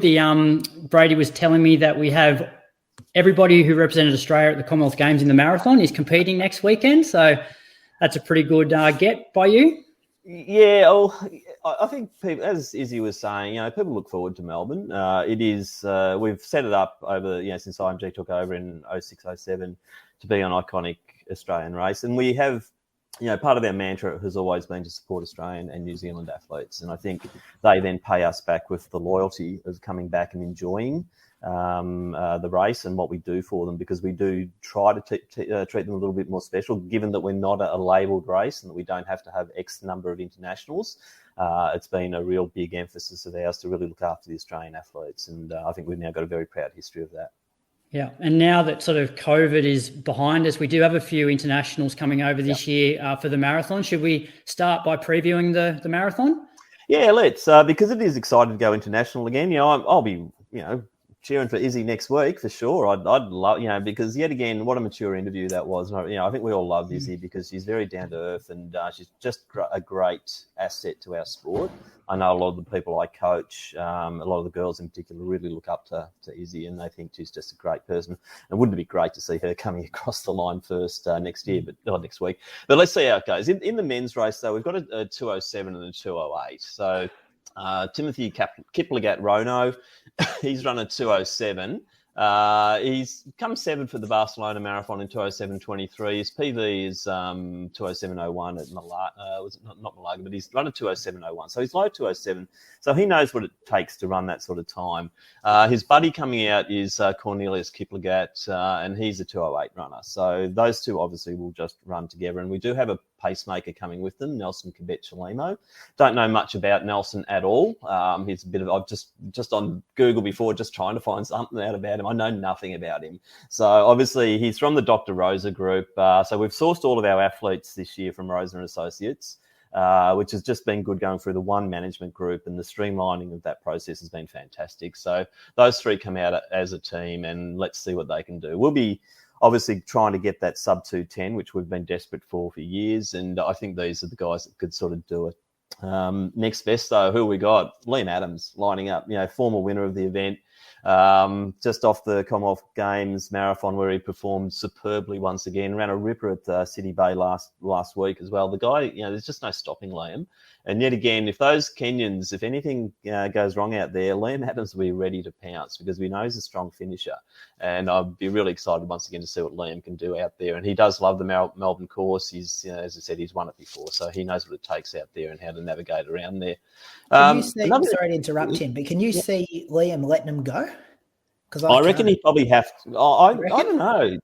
I just don't know, Brady, because he's going to have to weigh up. Is he going to go at 207, 208 pace? Or even, the guys, I don't know what they're going to do. They might be instructed by their manager to go at 209 and go for that race record, because bear in mind they get the $20,000 bonus if they break the 210, 20-something, whatever the race record is. So if they get that, they get 20,000 extra on top of the 20,000 prize money. So do they go safe? Do they go for a big time? We'll be encouraging them to go for a big time. That's what, when I pick them up from the airport, I'll be talking to 207s. And that's what we're really, because we know that we can do it. If they can run 207 in Sydney, for God's sake, we can run 207 in Melbourne. It's just a matter of the field. And obviously that's a labelled event. It was a stacked field, and it was a fantastic field up front last week in Sydney. So we know we can do it in Melbourne on the right day. And long-range forecast at the moment is looking pretty good. So if it was a day like today, it would be an absolute ripper out there. So look, that's up to Liam what he does. Do I have that conversation with him? Well, Liam's Liam. So I think he's probably got a bit of a plan already. And let's just see what he does out there. Because the other one to watch out for there, though, is Reece Edwards. 2:17 last week in Sydney as a training run for Melbourne and winning Australian championships. not a bad little tempo run, was it? So Reece, I'm quite excited to see what he can do. He's a 2:13 man, bear in mind, and he's a 63-minute half marathoner. So Reece Edwards, and he's been just really consistent since he's come to Melbourne, racing regularly, doing all the right things, and I wouldn't be surprised if Reece is right up there. But also you've got Riley and Jacob as well, the two Cox brothers, and Riley's obviously got the quicker time on the board with Jacob's 2:19 in Gold Coast. I think he's certainly one to watch out for, because I think we're now getting the maturity level from these two in the marathon. As he said, Riley debuted last year, found it a bit tough at 30-odd K, but gee, that's what's going to happen in the debut marathon because you've never been there before. And I think we're going to see the best of Riley and Jacob. Riley's 62 for the half, so he knows what it takes to run fast. So I wouldn't be surprised if Riley is it Liam, Riley, maybe Reece forming that sub-pack and sort of just stalking what the Kenyans are doing. I don't know. That's up to them to work out what they do. And if there is a plan between them, let's see how that pans out. So they're the top picks in the men's. And, we're not like last year where we had probably, I'll use a Glenn Turner term, a plethora of Australians because of the COVID issues and people staying in Australia to race. So we haven't got as deep a field, I don't think. It sort of drops a little bit after that. To the high 220s, low 220s. But I think that top few, the Cox brothers, Liam and Reece, are all very good quality runners that are going to put on some good performances. Yeah. And the women's? Women, yes. We've got an Ethiopian and a Kenyan. Okay, so the Ethiopian Yenabiba Maru Ajiju doesn't speak a word of English, so I'm desperately trying to source someone who can speak Amharic or Tigray for next week, or else the interviews are going to be a bit dud. But she's a 2:25.02 runner. So we've got two girls that are a recent 2:25. So Yenabiba and also Beatrice Cheptoo. She's 2:25.20. Both at the Malaga Marathon, which is in Spain. They came second and third there in December last year when Melbourne was run. So fairly recent 2:25s. They've also raced since then a 2:31 for Beatrice and a 2:27 for Yenabiba. So they're consistent performers around that mark. And because of those more recent times, I wouldn't be surprised if Izzy isn't too far off, or whether they are running just for the win and just eyeballing Izzy to see what her and her little pack do. And that might be a smart move for them. Can they break the course record from Sinead? I don't know. 2:25.02 is the best time. Let's see what Yenabiba can do. She's only 23 though, so she's still got youth on her side. She has run a few marathons, and she's done a few. She's Paris this year in April. How are they going to present? They've got the travel to go through as well, all the way out to Australia, which they rarely have to travel that far for a marathon. So I honestly wouldn't be surprised if Izzy is thereabouts, and let's see, because I think, as Izzy rightfully said, she has to be looking at those qualification standards for next year's major champs and also moving forward towards the Olympics. And I can't see her mucking around with trying to run a 2:30.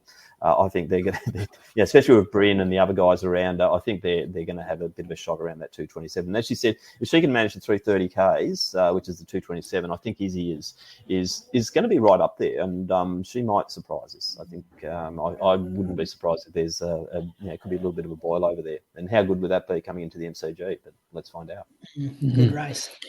Yeah. Sorry, just moving down a little bit though, Crokes, and we've got people like Rosie Webber's coming down from Sydney, and she's respectable. We're sort of sitting then around. Unfortunately, we lost Marnie and we lost Mira. They were going to be that next level, about the low 2:30s, and both of them just weren't quite up for right now. So then we're going back to Rosie Webber. People like Sophie Fitz on the way back. Everyone would know Soph. She's on the way back. Saw her out training this morning. She's looking good. She's run a 2:42 in the past. Then probably we're looking at also Deb Bruce. I've got a personal interest there. I coach her. I've just done a tattoo bet with her. If she breaks 2:40, I get a tat. So she's all fired up now. So she's been in really good shape, and also a couple of really good debutantes as well, which is Alexandra Blake, and she's a Queenslander, 77 half, Jess Jason, 78 half, and then Mel Townsend, blast from the past. Mel Townsend, good track runner. She's debuting in the marathon as well. Very good. And the half fields, both men's and women's, are stacked. Good combination of experience and also people stepping up for the first time who have, I guess, highly credentialed in shorter distances. Yeah, the half is quite exciting, isn't it? It's just, we're at that point now where, this is the beauty of Melbourne, I suppose, that we are able to pull in good fields. The women's field, Stenson, Diver, Rose Davies, Eloise, we're still waiting for confirmation on Eloise because she has got New York, and we know that is number one priority for Eloise. So whether she runs Melbourne or not, it's just so spicy, isn't it? If she does. Sarah Klein in there as well. Danielle Allen, you might not have heard much about Danielle. She's a Queenslander. She's run a 72. Then you're looking at girls who have run 73, 74, 75 as being just bit players. And, years gone by and they would have been favourites. And it's just a remarkable circumstance that we've got now. But that field is really, really exciting. And, having Jess in the field is just it's a major bonus for us because, Commonwealth Games gold medalist, absolute superstar of the sport. And, we're really pleased to have her coming across. And once again, as usual with Jess, she's just been absolutely delightful to deal with getting into this field and doing the media for us. So she's just fantastic. Rose Davies is the interesting one, I suppose, debuting. Let's see. Obviously a fantastic 10K runner. How will that translate? But as we found with Izzy last year, did translate. So Rose with that bit of toe, and you definitely wouldn't want to be around her late in the race if she's still there because Rose definitely has some good 10K, 5K form on the board. So that's going to be really quite compelling. Then you're looking at, people like Tara Palm in the field as well. So, Tara's actually having a bit of a good comeback now. So she's been racing quite well recently, and it's great to have Tara back on the scene. Got a tip for the women's half, Tim? Oh, Jesus. Thanks, Crokes. Look, I suppose sentimental reasons, Sinead. I'd love to see Sinead come into the MCG, leading. But Jess seems just to have the formula right at the moment. And that win last week in Sydney Bay, once again, just stamped her as a very professional athlete. Sinead ran a half, Jess ran 12. Is that going to have bearing? I don't know. Actually, I'm going to go out on a limb. I did last year, and I think I picked it right. I think I picked Izzy last year. I might go for Sinead to come back on this one and really have a good hot go at it. Very good. All right, let's move to the men's. Another outstanding field. Yeah, it is, isn't it? And a couple of X factors in this one. Obviously, Jack Rayner's the standout. We all love Jack, and it's great to have him racing in Melbourne again. We really do enjoy having him. He's just such a great guy and so easy to, yet again, a bit like Izzy, just these people are easy to deal with. They're not prima donnas, they're not demanding this, that and the other, and they really make for a good race. So Jack, 61.01, 27.15 guy. Yeah, he knows what it takes to run a good half marathon, so he'll be right up there. Then you're looking at Buchanan, also Sam McEntee, the Vic 10K champ. Liam Buden is coming down from Queensland, and another one to show some respect for. I think Liam, he's starting to really get some credibility on the board. His consistency in racing, I think, has gone to a new level in 2022, and I'm excited to see what Liam can do in a good field like this, and whether he decides to try and be a factor. And then it's Jack Bruce is also coming in. He's in late, so 63 and a 28.15 guy. So you can't sort of argue his merits of being in the favourites as well. So Jack Bruce, Andre Waring, and then the other one that we've got to talk about is the X factor, and that's Seth O'Donnell. So Seth is coming in. He ran it last year and was late for the start. Didn't go to the elite rooms. It was just an absolute debacle. Had a shocker at the Gold Coast half as well, but since then that National Cross race I was there and I watched it, and it was strong. It was, and then we just saw him play off the field at the Victorian Half Marathon Champs at Burnley. Remarkable stuff. So what's Mr. X Factor going to do? What's the flying mullet going to be capable of? I don't know. And then Matt Clark making his debut. Yeah, that's exciting, isn't it? Yeah, especially given how close he was to Jack at Sydney Bay last weekend. That'll be interesting to see how he goes over the half. Yeah, it wasn't originally going to run the 10, but maybe Coach Didick and him have had a bit of a sort of a chat about, where they can potentially find opportunities. And an opportunity does arise, is it every second year with the World Half? And maybe Clarkie's sort of seeing that as potentially an event that he might want to go to. will he go to the marathon? I don't know. He's still relatively young, so a lot can be done with Clarkey. But yeah, as we've seen, that move to Adelaide for Clarkey has just been absolutely brilliant. That guy has just gone on in leaps and bounds since the move, and established himself obviously as a high rating steeplechaser, but now hitting the roads. And as you said, Croaks, that run last week to push Jack Rayner for so long over 12K. Yeah, I think he's going to be good on the roads as well. Last question for you, Tim. You said you deal with the people. So for all the recreational runners that are out there, what pace groups do you have on offer for, I guess, the marathon and the half? Yeah, aren't the paces lovely? And they get treated really well at Melbourne too. We've got, I think I've got 56 paces lined up across the two different events. The half marathon goes from 1:30 through to about 2 hours 20. So virtually every 10 minutes there for the paces. And the marathoners, we're actually going to have we've got 3 guys running the 250 group this year, which is quite exciting to have so many. And I'm going to probably get David Stayer to go out at 4-minute K pace, which is the 2:48. I haven't told Dave that. If he's tuning in, Dave, that's your instructions. But it's just such a good one because a lot of those who are aspirational will break 250. The 4-minute K pace is just the obvious pace for them to go at. So if we have at least one of them just poking forward and just sitting religiously on 4-minute Ks, because as we know, that is the best way to get under. You don't go too far under the fours. You just sit pretty on that 4-minute K pace, and that's how you're going to get there. So 250s, we've got my standard crew in the 3-hour group. Damien Angus, Stephen Payne, they're two that have done it so often. Angus, it's now going to be his 10th time pacing at Melbourne Marathon. So he's now an official Spartan as a pacer. And he's taken I think the majority of those 10, I think it's all 10 have been the 3-hour group. And the guy is absolute champion. So that group will come in anywhere between 2:58.30 and 2:59.30. You'll see that 3-hour group. He does it every year. And they are so reliable, and they'll be pretty even pacing all the way. So if you're not aware of the way our philosophy goes in Melbourne, we don't want them getting time in the bank. They do not go out and try and or do a faster first half because they're going to fall away on the second. We want them very metronomic, maybe 30 seconds up at halfway, and then just try and keep it steady all the way. So 250, 3 hours, and then we go through to the 320s. And last year we introduced the 445s and the 5-hour groups, and we have them again this year as well. So we're now catering further on through the field because it was a criticism that we cut off at 4:30, but now we've introduced 445s and the 5-hour groups. And I've got 3 very good friends running the 5-hour group, Jane, Wendy and Jody, and I think they'll have a lot of fun out there. Yeah. Well, they're all the questions for me. Sorry, Tim, did I see on the social media this week as well that Nike looked after him with a bit of a goodie bag, all the paces? They certainly did, that was nice, huh? Quite a few of them have got Alpha Flies to wear as well. Yeah, so, that's what I thought, it's yet again, it's symbolic of this is Nike's philosophy around the Melbourne Marathon, that they want to be seen as very much a brand that everyone can wear and everyone's comfortable in, and their support for the places and also the training series leaders. I've had 24 of them.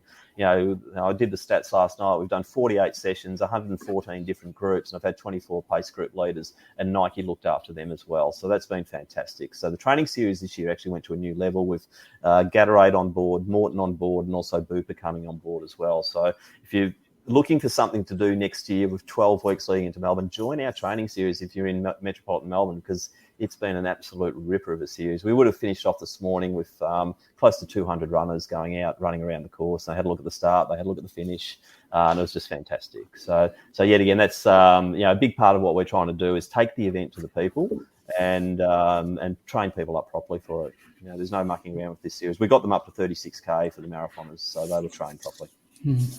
Well, Tim, I know that you're a busy man this time of year, so we appreciate you coming on and giving up some time tonight, and all the best for the next week. I'm sure it'll be another great event. My pleasure, and thanks for having us on board and supporting the Nike Melbourne Marathon Festival, guys. Nice, cheers, Tim. All right, boys, the next part of the show, I think, Moose, you're going to lead this. We're going to be talking to Ben Toomey, who was an elite runner back. Jeez, I raced him a few times, I reckon, Toomey. Yeah, I raced him a few times. Yeah, you would have raced him a few times too, wouldn't you, Moose? 14:08 guy, 29:50, I think, for 10K, 65 for the half. PB in Melbourne, 2017, I think he ran 2:27. Now he's been around for a while. Now he's a man from Morton, Australia, Ben Toomey. Big thanks for giving up some time on your Sunday evening. Welcome to the Inside Running podcast, Nike Melbourne Marathon Festival live stream. No worries, guys. Thanks for having me. All right. I got all those PBs right? Yep. Spot on. That's good. Ben, you're the man from Morton now, and a lot of people might have just tuned into Berlin and saw a few Morton drink bottles flying around the front group, especially the main man. Tell us a little bit about Morton. Like, what is it? How's it different? And why should we be taking it? Yeah, so look, obviously it's all about carbohydrate delivery. We do a gel, a drink and a bar. So it's all about giving athletes the opportunity to increase their carbohydrate uptake and fuel performance, because carbohydrate is one of the biggest limiters to exceeding performances. So how's it different from a normal gel? Anything different, or is it you're just better at marketing? Look, we're good at marketing. There's no doubt about that. But look, the texture is one of the big things that's very different for ours. It comes out like a jelly. Looks like a slab of aeroplane jelly. So that's a very unique thing about ours. We don't have any flavors, colors, preservatives. So it's a very clean product to take in. And one of the advantages in no flavor is that we find that a lot of customers have been uncomfortable with flavors and textures of other products. They've found ours to be a lot easier to get down. You don't get flavor fatigue as well, which is a real issue when you're out there for 2, 3, 4 hours in a marathon. Obviously, some of our Ironman athletes are out there for 10 plus hours, so flavor fatigue is a real issue for them too. So the gels will be on course for the first time ever, which is pretty exciting. Where you carry it all yourself. Yeah, so we've managed to get 2 aid stations with the gels. There was a lot of work from ourselves and IMG to get that to occur. There's been a lot of issues with littering in the past, so it was quite difficult to get the council approval. A lot of work went into it, making sure we had a full closed circle of waste management. So I guess that's one thing for athletes. Please be very mindful of where you dispose of your gel wrappers, because we are hoping to increase this and have more aid stations with gels on course in the future. So if athletes can be mindful, that would be much appreciated by everyone. So you'll be out there at 11 kilometres. The half marathoners will get a dig at that, as well as the marathoners. That's right. And then the marathoners will have their own at 31K, heading back up to the city after the turnaround. As you come out Fitzroy Street, there'll be another aid station there just before the merge of the half marathon. And what will it look like when an athlete comes in? Are they going to have to stop and pick them out of a bucket, or what are they going to have on the tables? So they'll be laid out on the tables. We'll have a table with the caffeinated gels, which are the white packets, and we'll have a table with the non-caffeinated gels, which are the black packets. There'll be two tables at each of those stations with the gels laid flat. So it'll be a simple job of going through, seeing which colour you want and grabbing it, and away you go. Cool. And can you take more than one if you want to bridge the gap between there and the finish? Oh, look, I've got no doubt people will. Look, we have catered that there should be enough for everyone, so that certainly shouldn't be an issue. I've seen it at a few Ironman events this year where guys have literally come up to the last aid station and filled their pockets full. So it does definitely happen. Ben, what does it look like after that? Are there buckets for rubbish? Where are they going to be set up? How do you get rid of your gels? So there will be designated gel disposal zones at those aid stations as well. So there'll be, I'm not sure whether it's a bucket or a big bin, but there will be, or just a designated zone, and then volunteers will be sweeping them up. But it is, the idea is that we're getting them, designated gel zone, gel disposal zone, and then they'll be cleaned up, taken off for recycling and all those things as well, just to keep that loop. And that's one thing that Melbourne are really pushing is the sustainability of the event. I know all the cups that are used with the Gatorade are going to be fully sustainable. So it's very important we do that. So, yeah.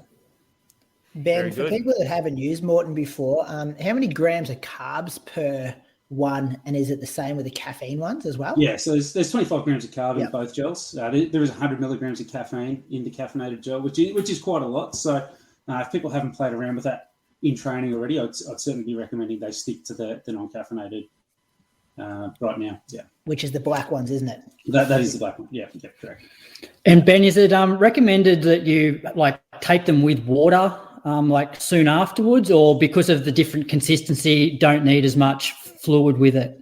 Well, see, yeah, like you don't need to chase them with water, so they're not a concentrate like some of the other products are. So a lot of our competitors' products are actually a concentrated gel, so you need to take the water to dilute them. You don't need to do that with Morton, so you can just take them when you need it. Obviously, it's still very important to have a hydration strategy as well. So I'm not saying that you don't need to take any fluid on board, but yeah, you don't need to have that gel straight away followed by some water. Yeah.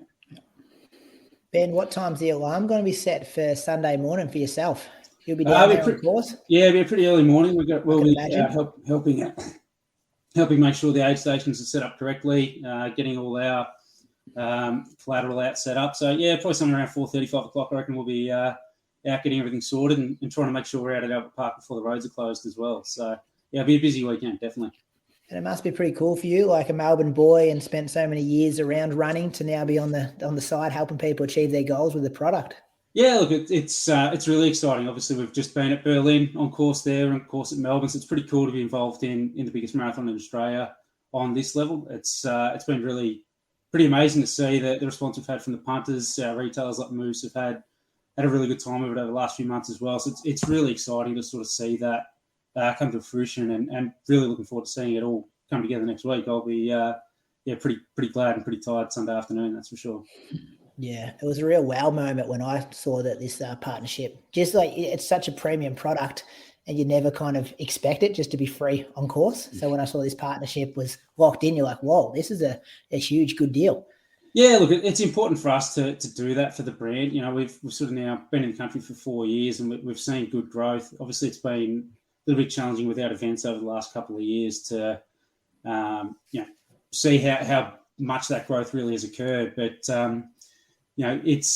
we've seen with Ironman, so we're a global partner with Ironman, and we're coming to the end of the second year of that, and we've seen what that can do in terms of increasing awareness, increasing athlete consumption, and we felt that the running market is such a big market, and we wanted to be involved in big events in Australia, and this is obviously the first one, and a very exciting one to be involved with, because I've been involved with Melbourne Marathon in various capacities for at least 10 years now, and looking forward to seeing this come together and hopefully fueling lots of PBs. Awesome, mate. Well, we'll leave it there. Thanks again for your time. Moose and I were both on course on Sunday, so we'll be able to say good day to you in person. No, definitely. A massive thanks to Morton of come by, swing by, fill them up, and you can stock up Running Company Geelong for another couple of weeks, Moose. Good man. Very good man.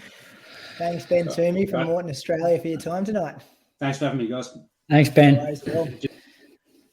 That's our last guest, fellas. Can you leave the viewers with some wise words before we finish up? Moose, remind people, there'll be a lot of people who are going to be racing themselves. What are you going to be doing on course? You'll be out there. What colour's your singlet going to be?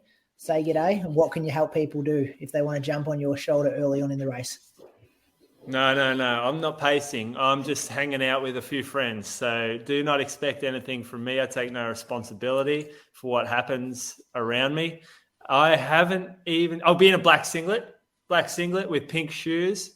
I'm going to have a pair of shorts on that I can carry my phone so I can buy a coffee as soon as I finish. I'm going to have to sneak through from the back of the pack because I haven't organised preferred starts or anything. So I'm going to be doing a bit of sneaky work there, working through the crowd.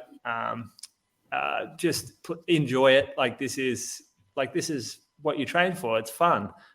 This isn't that serious. If at the end of the day you're going out there and doing a running race, no one cares about the time that you're going to run. No one cares if you run 2 hours 45, 2 hours 47. Only you care. So don't put that extra stress of thinking that other people are going to judge you differently based off your marathon time. Well put, Bradley. Some wise words before we sign off for the marathoners, half marathoners, 10Kers out there on Sunday morning. Well, obviously enjoy it. Don't try anything new on race day. Stick to what you know, control what you can control, and embrace the pain. Yeah. Smile like Kipchoge when it hurts. And enjoy being so fit. You're the very fittest you've probably, majority of people, the fittest they've been ever in their life this week leading in. And don't wish it to be away. So many people are like, I just want to get the race over and get it finished. I guarantee you Sunday night, you'll be wishing you could come back to a week out to enjoy this fitness and enjoy the race week excitement. So, yeah, a massive thank you for the people tuning in here. Zach has just put up some questions. We've got Dylan here trying to break 3 hours on Sunday for his debut marathon. Brady, are you going to toe the pack if you drop back with us?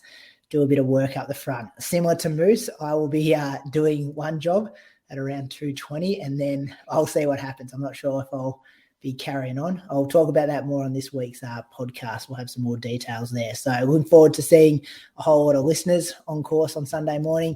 Enjoy race week. It's a very special time. And a massive thanks to the Nike Melbourne Marathon Festival for partnering with the Inside Running podcast for this live stream tonight. See you later, boys. And thanks everyone for tuning in. Chat tomorrow night, guys. See you then. See you soon. We'll do a weekly show talking about all this stuff. Comes out Wednesday, and we'll be recording it tomorrow night. So if you like what you heard tonight and you haven't heard our podcast, you can tune in every Wednesday morning wherever you get your podcast from.